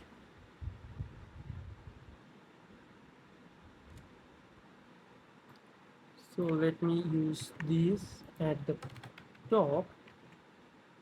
Now it's working. We ignore the TypeScript for this one. Now I am going to add this This one will be people buttons.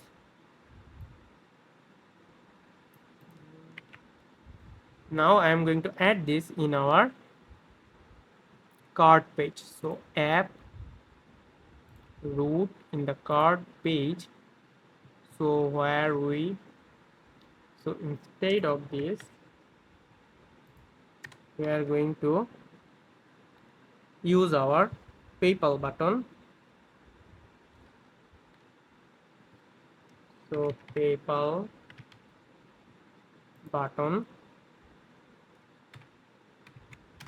and here we have amount, which will be total amount with VAT, and then in on success we are going to create a function called handle success. Now at the top I'm going to create a function handle payment success. So here we are going to, first we need the router. So router const router equal to use router, which is coming from next navigation, and then in the const handle, let me check the function name. So handle success, I'm going to copy this and paste it here. We'll receive a details, which can be any, and here we are going to push the user. So router dot push in the success page, and then we are going to dispatch an action which is clear card. We are going to clear the card, and that's it. Now if I go to the application and if I refresh the page and then add product into the card and view all card, so it's showing the PayPal button. Let's wait. So here we have the PayPal button. So if I click here, it's opening, and here I'm going to use my sandbox account, so the personal account. I'm going to copy the email and paste it here, then click on next, and then copy the password and also paste the password and then log in. So it will log into our sandbox account, and here you can see our total amount is 152, and here also we have 152. So now I'm going to click here to complete purchase. So it's complete the purchase, and now we are redirect to our success page. This is wonderful. We successfully implemented the PayPal payment system in our project. Now let's build this success page. So for this I am going to create a new file. So in the order we already created this, and here I am going to create a folder called success, and I'm going to create a file called page.tsx. I'm going to use RAFC to create the component boilerplate, and I'm going to name it success page. And here the first div have a class name of width full, height will be 60 VH, flex, items will be center, justify will be center, flex will be in the column direction. Then inside this we have an image which is coming from next image, and the source will be slash images slash order.svg, and the alt tag will be success, and width will be 300 and height will be 300. And after this image we have a h1 with the text order successful, and this h1 have a class name of margin bottom of 8, text of 3 XL, margin top of 2, font will be bold, uppercase, text green 600, and after this h1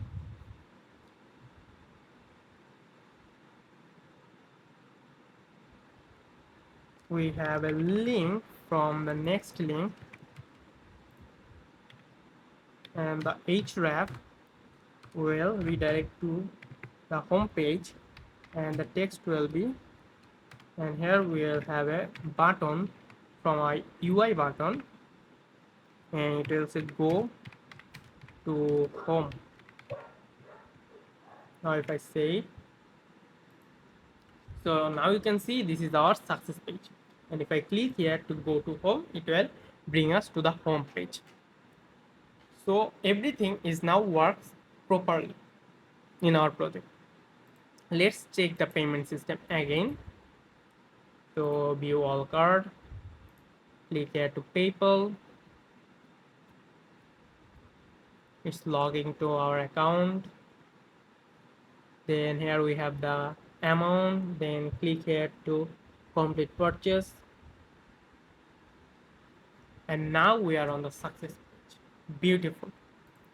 So our payment system is works properly, and you can see how easy it is to implement the PayPal payment system in our project. Now we are going to deploy our project in Vercel. For this, I am going to create a new repository in my GitHub page. So first I am going to open my GitHub account,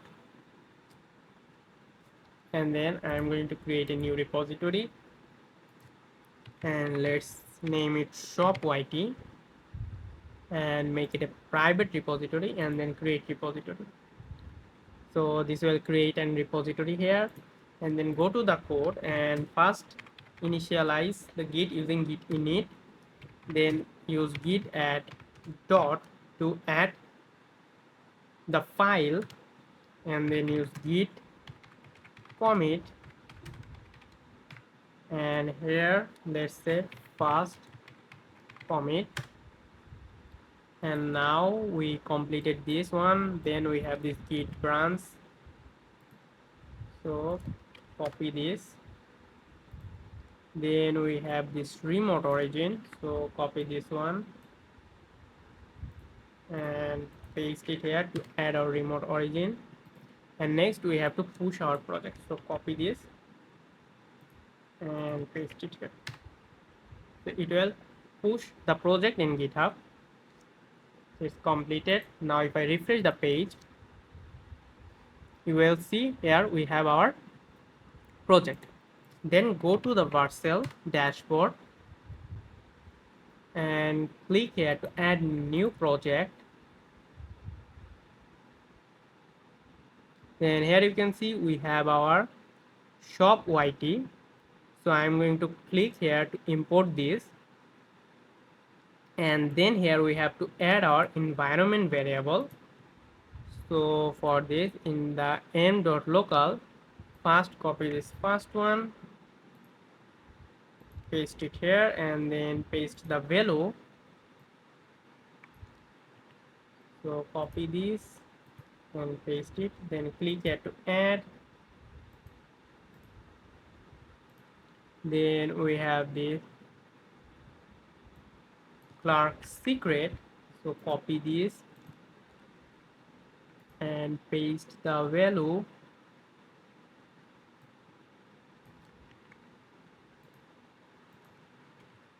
Then click here to add. Then we have this next public sign in URL. This will be slash sign in and add sign up. So copy this. So first copy the key and then paste it here, then add, and finally we have the next public. So copy this one and paste the value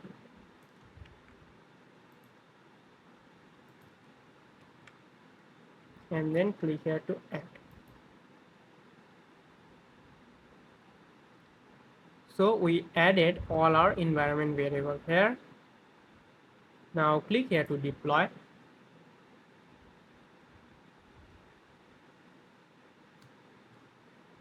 So here we have some kind of error. So in our environment variable, we have two issues. One is here we will have a underscore, not hyphen. And now if I go to here and change it to a hyphen, and if I click here to deploy, now it will. So here we will also have a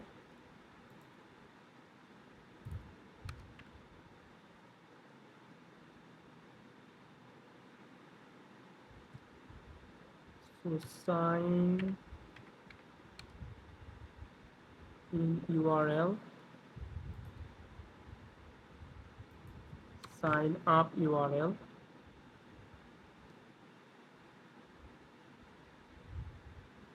Now if I click here,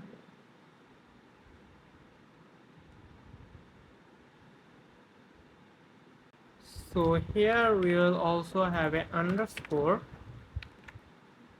Now if I save and if I go here and make this an underscore, and this one also will be an underscore. Now if I click here to deploy,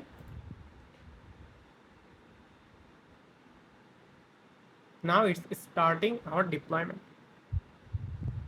So let's wait some time to complete the deployment. Now the deployment is completed. Let's click here to go to the dashboard.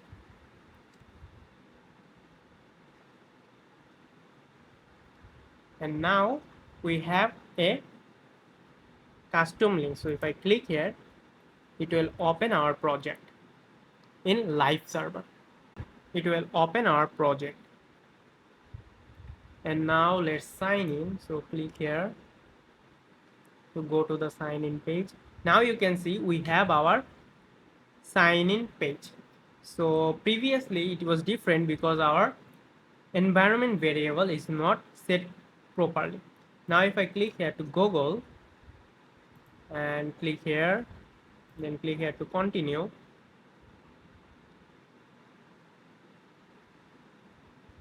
Now we have successfully authenticated, and let's check our other features. So you can see here we have the pop-up, then the search, and if I click here the sidebar also working properly. If I remove here, add here, remove, add, view all card, add more, then if I click here to payment system, so if I put my password and then login, it's opening the account. Then we have this total, then click here to confirm purchase. It's confirmed the purchase, and now we are here in the order successful. So every feature works properly in our deployed version of. So our project is finally completed. And if you have any question related to this project, you can ask me in the comment section. And please like, share, and subscribe our channel for more web development content. Thanks for today.